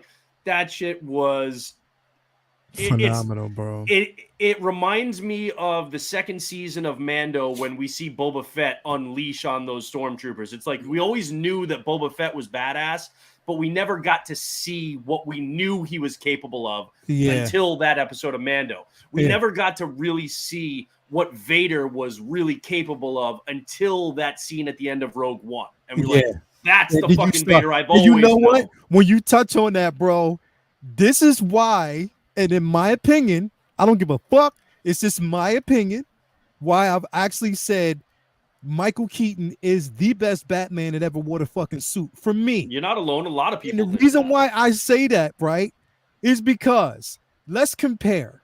Let's do this real quick. We had this film with this particular Batman. Michael Keaton was like, I don't give a fuck if you're just a regular Joe Smo from a superpower being that I know will whoop my ass. I'm getting in the fray. He wasn't the Batman, and I'm sorry. He wasn't Ben Affleck, who stood back and watched everybody else do shit and waited, especially in the Justice League, bro. Underused and waited. Yes, he might have got little punches here and there, but he was getting his ass handed to him by some of those parademons. This Batman was getting busy. He was. Again, a lot of that is the writing and how. Exactly. No way. It is. Batman, 100-year-old Batman would jump around with Kryptonians and hold his own like that. It's no way. He didn't even know the Kryptonians even existed. He didn't know. He did in Dark Knight Returns. He did exactly. Yeah. He had no kryptonite. We've seen an old version of Bruce Wayne that was fucking whoop some ass, whether it's Batman Beyond. We've seen it happen. No. An old Bruce Wayne that knew about Kryptonians, knew their weaknesses. Yeah, for sure. This guy didn't know none of their weaknesses. He flying around in a regular bat plane with two grapple hooks that hook onto alien metal. They puncture alien metal, and he throws both planes to a mountain with a regular plane now, not an alien ship. But Jason, he's Batman. He's Batman. It's the Batman. He don't fuck around. He's Batman. Plane, he's not worried about how tough somebody else is. He's going in. It's not a regular plane, bro. We talking about the Batman. I'm talking about his mechanics too. He's a tactician, right? So shouldn't he have been ready to do all the studies on Krypton before he even fight him? He always does that. He had but he didn't have time to do that in this. Well, bro, here's the thing. Yeah, but I'm saying I get what this was Batman. This was Batman without prep time. This is Batman without prep time, and just keep it in mind. With prep time, but also keep this in mind. In his universe, even he went in without knowing, but at the same time, he still died. He died on multiple occasions fighting a Kryptonian. But what I'm saying is, without fear, doing what everything. And the thing is, without any type of fear and doing what he had to do. This is why I love Keaton as Batman, bro. It's the wit as Bruce Wayne. It's the intelligence that they actually showed in this film, explaining the multiverse, which was dope as fuck. And the simple fact that he was whooping some people's ass in this film, bro. Come on. I mean, dude banged Kim Basinger and Michelle Pfeiffer. Yeah. So I always give him that. Right there. He wins. He wins for that. I don't take that from him with that. But like, no, I get what you're saying. And didn't retire if he lost them. Yeah. Yeah. So I get what you're saying, but like, I still think Keaton was great in this. His explanation of the multiverse was magnificent, even though I feel like they kind of pulled away from the explanation that he had laid out with the whole spaghetti thing. And he was like, the noodles, now it's going in this direction and that direction. Because then it's like, okay, well, it's just every time you do it, you're just creating new branches. Why did all of the worlds have to start colliding and destroying then when they were like at the end when he kept going in time? It should have just been like, infinite branches. Like infinite branches. They didn't explain what all of a sudden made all the worlds start crashing into each other. That part. Yeah. Which was another thing that I was annoyed with because this wasn't a trailer or a promo pic or anything. This was a straight up interview from the director, Andy Muschietti. Spoiled the fucking Nicolas Cage cameo in an interview with like Variety or something. Right. And then it was like in the fucking headline of it when it was like on social media. It was like he flat out said that Nicolas Cage was in the movie in an interview like a week before the movie came out. Yeah. I was like, what the fuck are you doing, dude? Now, if there's anyone here who's never seen any of the Kevin Smith specials, I implore you to watch An Evening with Kevin Smith. He goes into so many people were watching that movie be like, Nicolas fucking Cage? What? Because they don't know. I'm just going to go do it real quick, but Kevin Smith had like an interview show, like not like a comedian, but just like a Q&A with fans where he just told stories about what his life was like as a director and writer.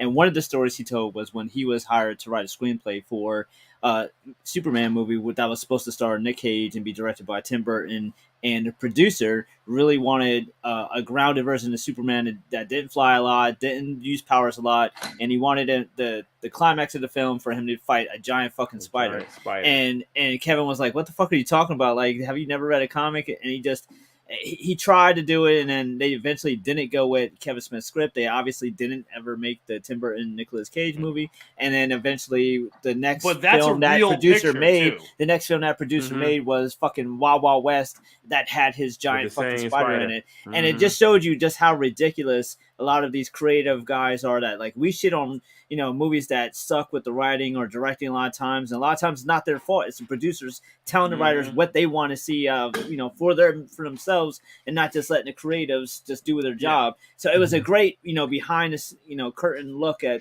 what the writers and directors go through dealing with the executive heads. And then fucking 20 years later, here's Nicolas Cage fighting a spider in a multiverse version in Flash. It's so fucking niche. Like, this is the most like niche fan service I've ever seen.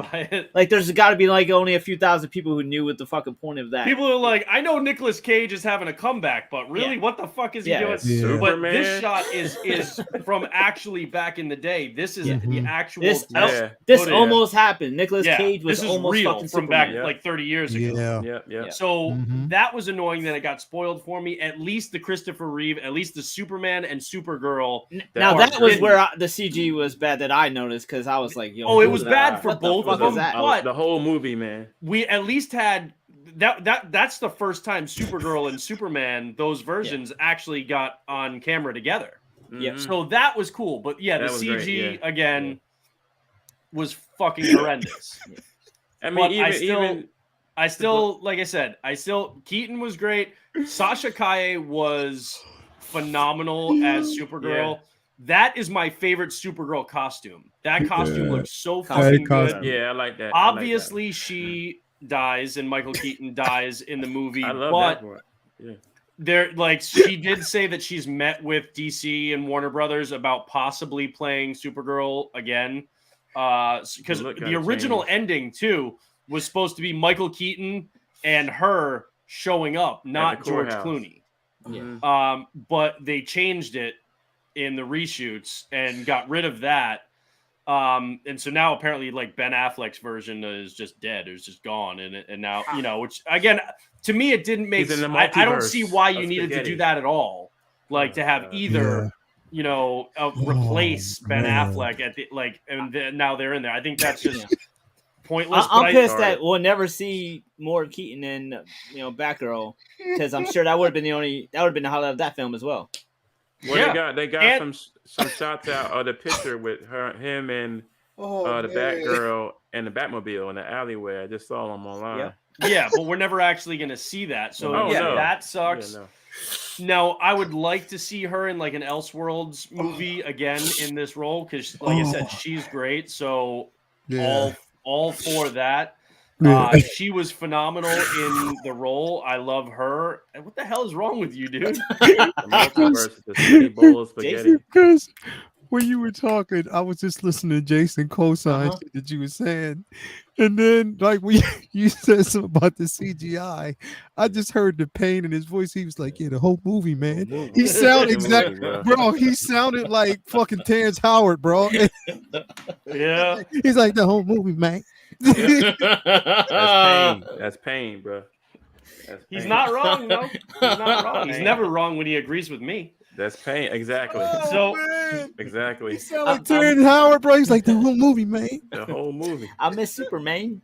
That's I miss Superman. Yeah, I miss it. Yeah. So but I loved her. The fucking Jason Momoa scene was pointless. Yeah. That may be one of the worst post-credit scenes. I don't think that rivals the fucking scene at the end of Morbius with like Vulture coming in as like one of the stupidest fucking post-credit scenes. Fucking stupid. It makes no sense whatsoever. When we watched, because when we went to see it the second time, we saw it the first time. We went to see the second time. And the post-credit scene was about to come on. I was like, "Toya, you ready?" She's like, "Yeah, I want to see that again." Yeah, dude. Because it was just your way of trying to let us know that Jason Momoa is going to be. That was the only point of it. Yeah, that was the whole point. That was just it. That was just honestly, the crazy thing is, based on how Black Adam tanked, Shazam 2 tanked, and this one, while is still very enjoyable in a lot of ways, even though I gave a lot of negatives and I said it's a 7 out of 10 for me. They were expecting 70 to 75 million for the opening weekend, and 55. It ended up at about just under 55. And it's only made about 130, 135 worldwide. That's trash. And it's gonna hit like a big like 65% drop in weekend number 2. Yeah. This movie, and considering the budget, this movie is not going to be anywhere near a financial success, right? Yeah. So you've got 3 financial flops in a row there. Plus, I can't even remember what was before those 3, so it might even be more than that. But 3 financial flops in a row, and the one that you've got left is Aquaman 2, which the first movie made $1 billion. I think that I feel bad for Blue Beetle, bro. I hope that Blue Beetle doesn't suffer. I think Aquaman 2 is going to see the biggest drop from one successful movie to the sequel that we may ever see. Because people clearly are checked out of the old DCEU. Yeah, they don't care about it anymore, bro. Yeah, I don't think it's going to be as bad for Blue Beetle because I think the expectations are going to be a lot lower for Blue Beetle. Right? And James Gunn already said that Blue Beetle is the first official DCU character. That is the first. I feel like that was just like, fucking spin control. Just like how he said this was the greatest. No, but I think they're really gonna. I agree. He like that was complete lying out your ass about this is the greatest superhero. I can name 20 movies right now that were better than. All right, Man of Steel, Wonder Woman, the first Shazam, all the Avengers movies, all the Captain America movies, Iron Man, Doctor Strange, Shang-Chi. The list goes on and on of comic book movies that are better than this. Keep going. So that was just some duplicitous bullshit right there. Exactly. Like he could not have actually believed that this was one of the greatest comic book movies ever made. Oh man. I feel like he was just knew he was lying out his Tom ass. Cruise must have been high as hell when he said this was the greatest movie ever. We never actually heard an official comment Right. from Tom Cruise Right. how I think that was overinflated too. That He was probably too. said this is a really good movie. This is what people need to see in the theaters. Yeah. I don't think he said this is what every movie-going audience needs right now. This is so important. Like, I think that was a bunch of bullshit too. I think, but you know what? No, here's the thing. Here's the thing. No way, Tom Cruise only said that because of the references that were made to Top Gun. Right. He was not saying that the movie was great. He was That just was basically ChatGPT excited Tom about Cruise. that. Yeah. He was just basically excited about that. That was the jumping on Oprah's couch, Tom. Yeah. He But wasn't in here's his the right thing. mind. Here's the thing, though. Here's the thing, because I want to preface this by everybody, yo. Literally, like I thoroughly, literally enjoyed this film. I really did. I loved it for what it actually gave. What was the best film to compare that to? Basically, the Spider-Verse, of course. Across the Spider-Verse was better, but it was definitely better. But I definitely thoroughly enjoyed this film because like I said, the story-wise, it was what it was, and I was excited about that. I do want to clarify. Like, I know I've shit on this movie a lot. That being said, there's still a ton of stuff in this movie to enjoy. So I don't want to it is, if you haven't watched it and you don't care about spoilers, so you're listening to this now, watch it. It's good. I'm gonna watch it again on home video. I'm not gonna go back to the theater to do it, but I'm gonna watch it again. Like it's absolutely worth watching. I 100% agree with what Vinny said. The mom was excellent. I actually wished we got more of her and Barry together when because the thing is, like the future or the present Barry, whatever, he didn't get to spend that much time with the mother that he went back to save.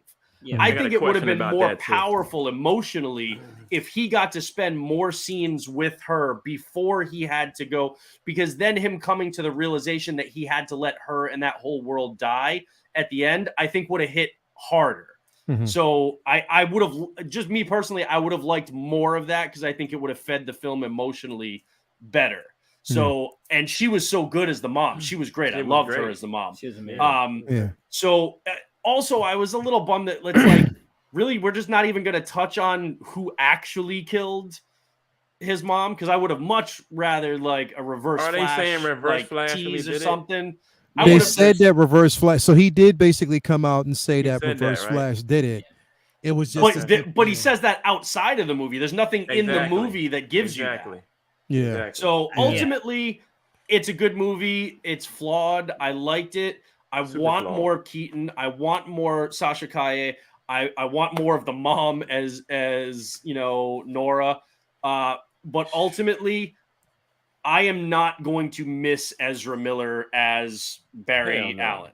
Like, people are going to miss Henry Cavill. People are going to miss Gal Gadot. People are going to miss Ben Affleck. I'm definitely going to miss Gal Gadot, bro. I'm not going to miss Ezra Miller. And that, I'm not hating on the guy. I just didn't see anything in his performance that is going to make me, man, that's my Flash. I want him back as Barry Allen. I'm not. And to me, as much as I say, there is stuff to enjoy, people are going to be talking about Into the Spider-Verse. People are going to be talking about Across the Spider-Verse 10 years from now. I don't think anybody's going to be talking about this movie 5 years from now. I think this is going to be a forgettable movie ultimately in the grand scheme of the comic book film space. So, one question. Go ahead. Well, I have two actually. So why even have Grant Gustin and him cross over if they weren't going to meet in the multiverse in this movie? One. And two, I'm going to do my talk about the movie, but two. Well, no, because this is I want this to be your time right now, but I want to also poke the bear while it is your time. So it's just basically your time. Go ahead and talk. So, and then the second question, right? That's hitting below the belt. Wow, you really gonna do that to me right now? Well, I did this for a particular reason, bro, because the opening credit scene. Up, bro. That is fucked up. Okay. And then the other scene, he goes back to the grocery store to take the can out the mom's basket. He wears a sunglasses and a hat and talks to the mother directly, and she don't know it's her own child's face. Yeah, what? I could see if it was a baby, but the kid was like 14. You would know what your 14-year-old looks like 10 years later. Yeah. Also, quick question, and Jason, maybe you probably had the same thing. Look, I understand that like the younger Barry hadn't gone through a lot of life experiences, and so he would be less mature. But why was he also fucking dumb? Dude, like him and his roommates, he was straight up fucking dumb. An idiot, bro. What? Like, why did he lose 30 IQ points? Yeah. Barry's never been stupid. The young Barry was like, real? And older Barry, he's like, he's a CSI. He's smart. This kid was fucking dumb. Barry's always been smart. Okay. He's always been smart. So to see him as a complete idiot in college, I was like, wow, man, like this is not okay. So I give it a 6.5. I said the storyline was okay. I mean, I enjoyed the story for what it was. I didn't like the fact that fucking they killed Kal-El as a fucking baby. One. That got on my fucking that really pissed me off. Yeah, they murdered little baby him as a fucking baby. Like, what the fuck? And then the thing with in the opening scene with him in the hospital, you put a baby in the microwave, bro, and then set the timer. But at least he took the burrito out first. Yeah, I'm like, what the fuck? That was such a horrible scene. Bruh, and then like I said, the movie started for me after that whole open. Dude. And then they went back to it in the end credits with the fucking dog. Yeah. As the credits are scrolling, you just see this fucking that CG was worse than what Crypto looked like in the Super Pets movie. Yeah.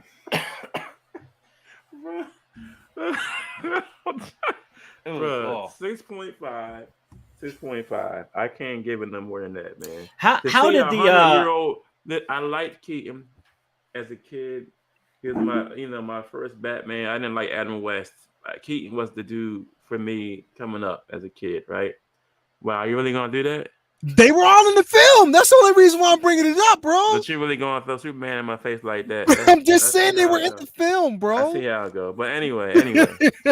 One of these things is not like the other. Exactly. But to see a 200-year-old Batman. Let him know. Go ahead, bro. 200. No, it's 200. Damn. 200-year-old Batman jumping around fighting Kryptonians. Like he was fighting regular thugs. Like, he had his life alert. The I've fallen and I can't get up thing. The life alert. Look, man. Come on, man. Don't talk about Keaton, bro. It was in his utility belt along with his Depends underwear. Don't talk about Keaton. Keaton was dope. Don't do that, dog. Don't Keaton do was that. dope. Oh my god. Keaton was dope. Bruh, he's 100. The next time I want to see Michael Keaton in a DC movie is Batman Beyond. That's where he should have been. Exactly. Batman Beyond. Like, to see him fighting Kryptonians and then you're fighting around in a regular Earthbound. But he was old in the books though, bro, and was still getting busy. Yeah, but this is a Batman that knew everything about Kryptonians. He already had their weaknesses down. He knew how to fight them. He knew how to beat them. He went in there with sticky bombs and a regular fucking jet plane that was souped up a little bit, but it was Earthbound. You're fighting alien spaceships. I mean, at least he tried. He still died. You know, he should have died a lot faster than what he did.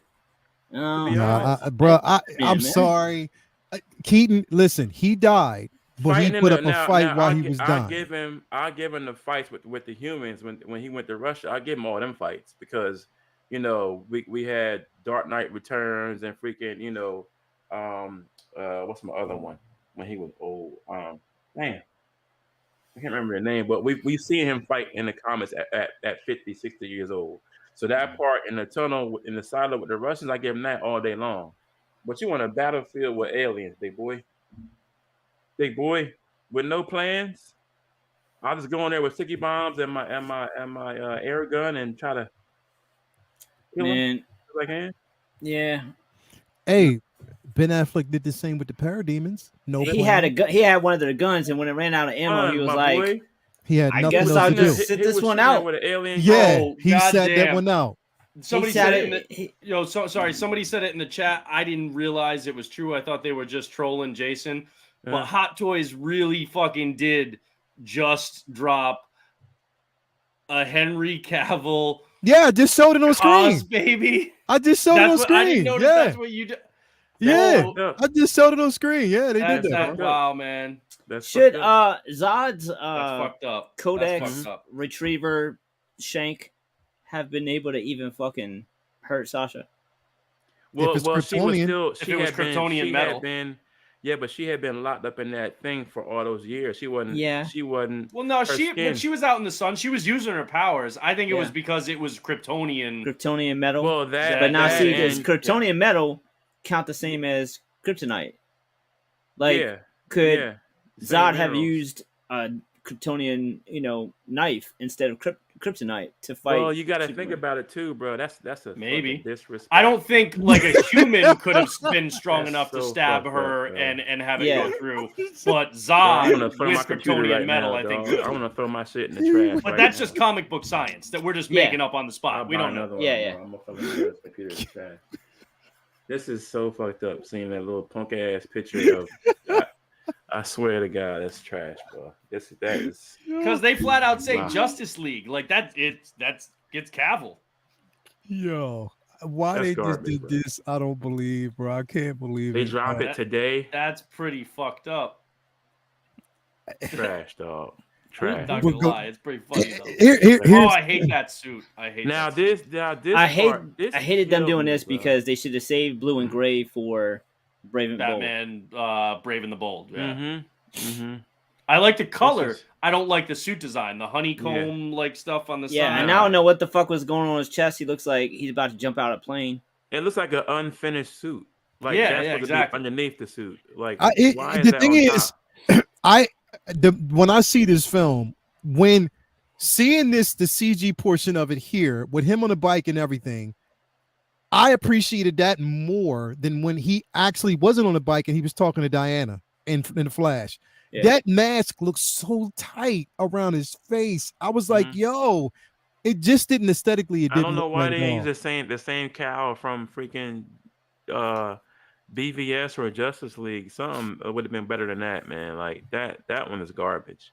Yeah. I'm Bat second bike guessing the was Hot cool. Toy. The bike was dope.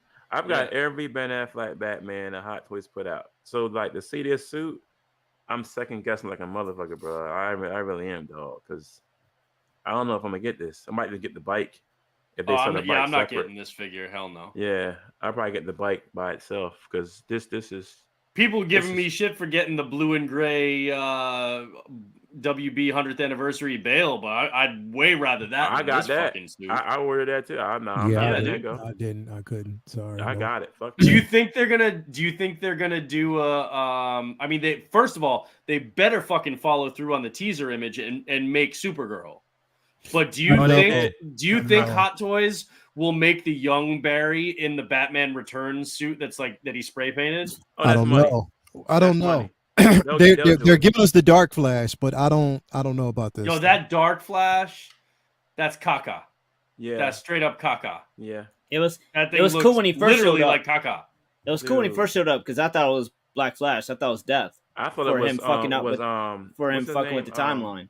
Give Salazar fucking zoom or Yeah. give like zoom, give reverse flash. yeah. That's the thing. It was like this was that opportunity, and that's another reason why I feel like a little let down. It's because one, Muschietti like explains like off camera, that it was the reverse flash that killed Barry's mom. It's like Well, why if not you have show to him? explain it off camera, that means Right. you didn't do your job didn't as a do it. storyteller. You Because didn't we do should it. be able to know everything from watching the movie.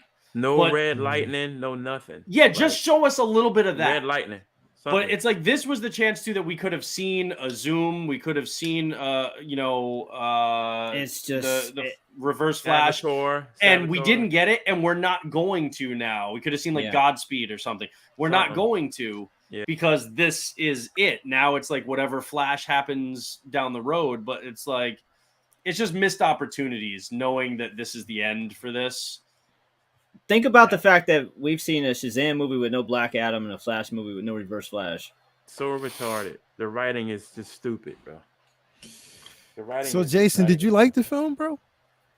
I give it a 6.3. It was all right. I like the part. Okay. Damn, it dropped 0.2. It was a 6.5. 6.5 earlier. 6.3. 3.3. I think you pissed him off with the Cos baby thing. He Yeah. throwing the pictures up, so he knocked a couple. Now the interaction with the mom, that was excellent. I love that part. I love the parts with the mom, and you know, those scenes right there were emotional for me, especially. But everything else, bro. I mean, him with his pop was cool, you know. But I don't know. I like Keaton. Oh, see, you still.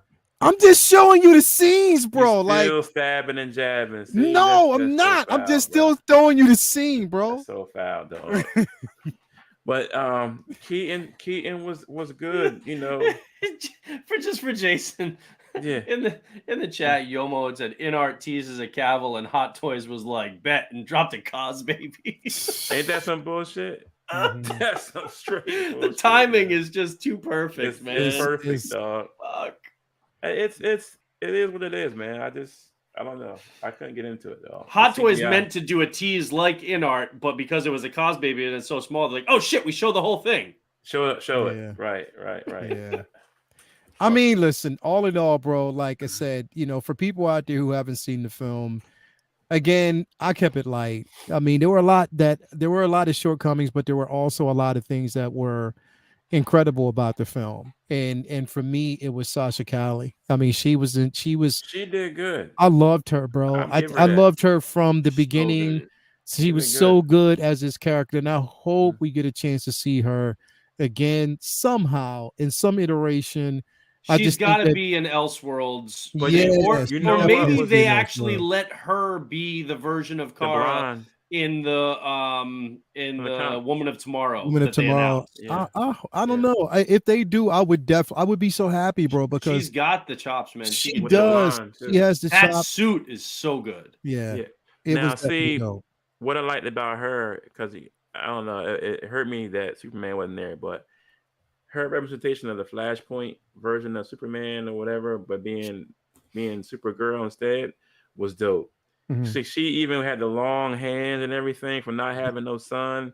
Her Yeah. body was all that was dope. That was real And dope. seeing her it like grow and like when she got into Right. the sun and stuff. right. They handled her extremely well. I That was think right from the Batman comics and with the Supergirl were Flashpoint. handled really, really well in this movie. Mm-hmm. And yeah, and again, you hope that some of it. I don't think we're going to see more of Keaton, to be perfectly honest. I don't think that's Nah, going to it's be too His old, chance bro. was with carried the over Batgirl into film, and they scrapped right. that. So So yeah, Or but even yeah. Batman Beyond, bro. Do something. yeah, bro. but we still have hope for Sasha Kaye in this role, and I think that there's a good chance that it might be an Elseworld thing. It might not be a main DCU continuity, but I'm okay with that because I'm down with Elseworld ones that can just be their own thing and don't have to have the baggage of an entire interconnected universe. Give us something that's this woman had to do all the press by herself.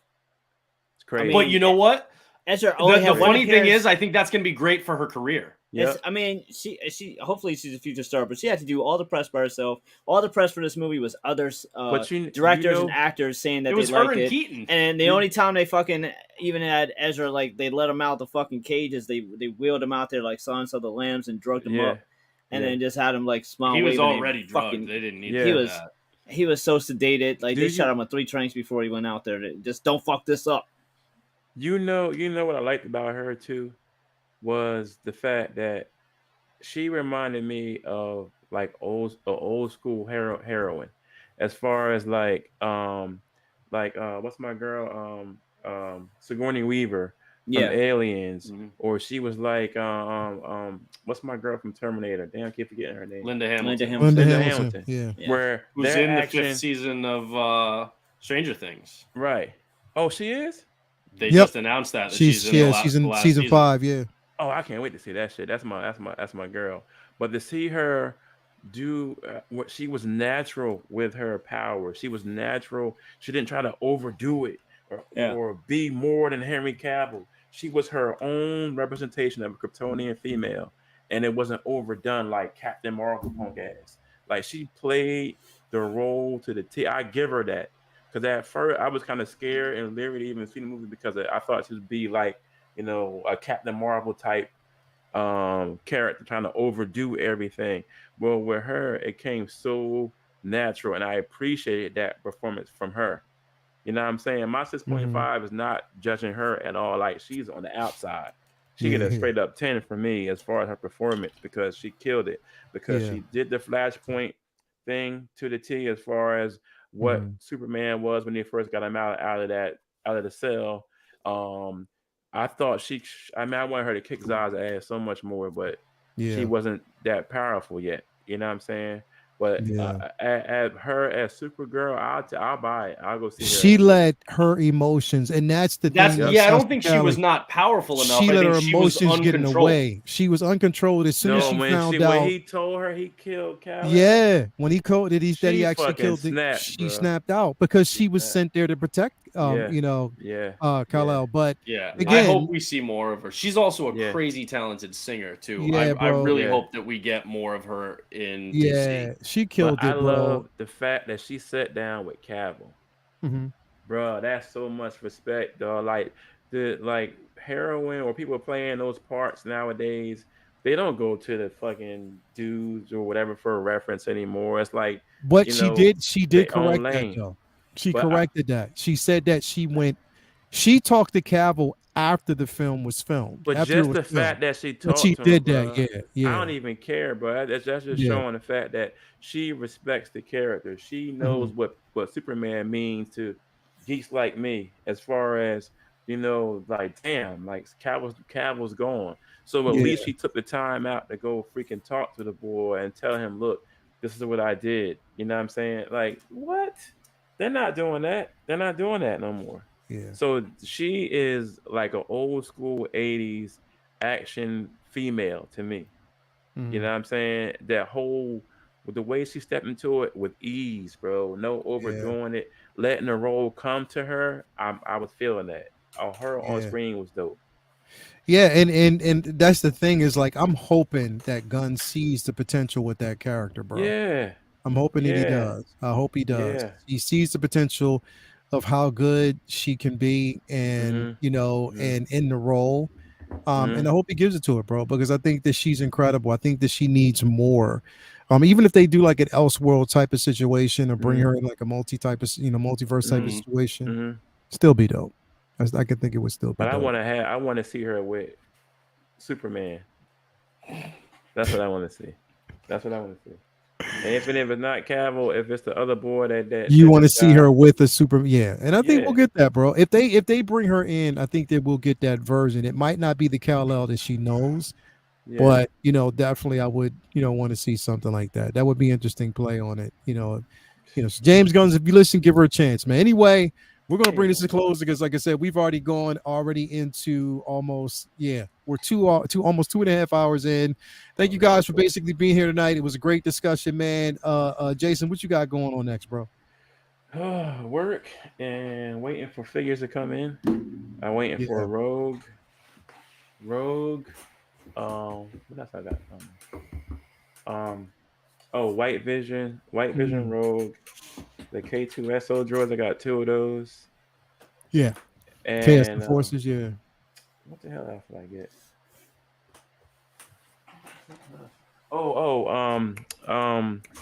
War Machine, the old school War Machine. War Machine, definitely. The Marvel comics version. War Machine. So I never got a chance to ask you, are you going to get that InArts BVS Superman?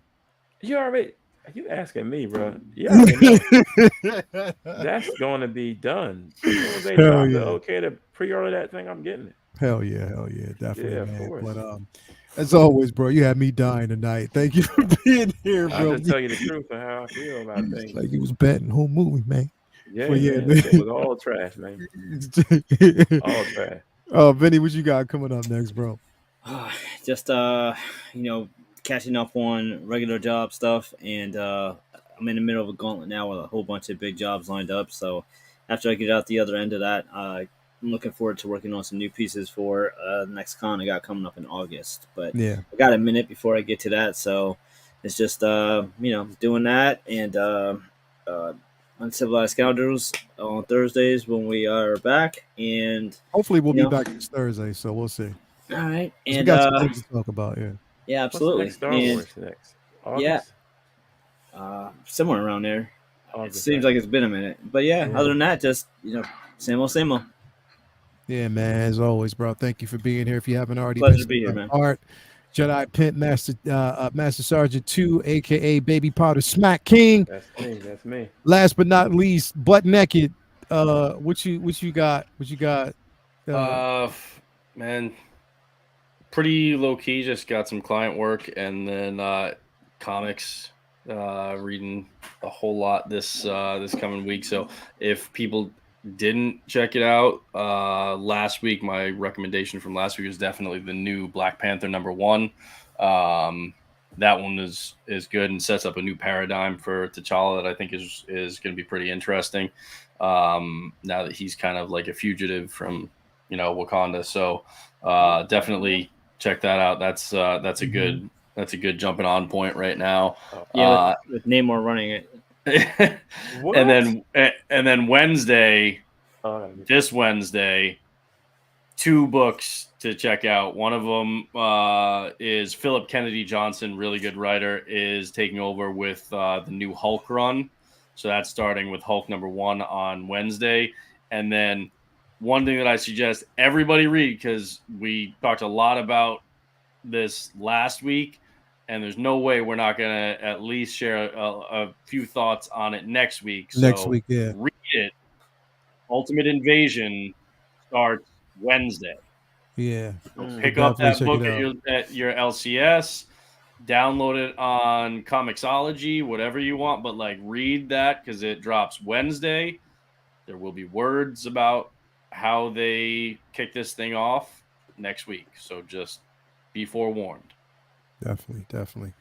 Anyway, thank you guys for being here. Everybody out in the chat, thank you guys for being here with us on a late night. Definitely a dope discussion.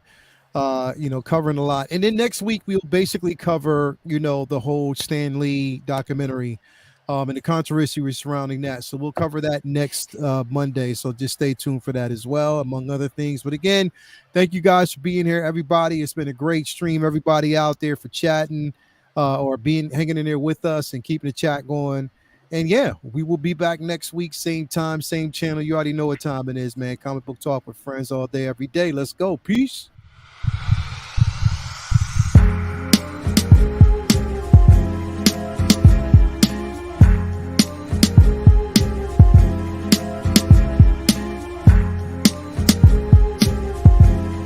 The whole movie, man.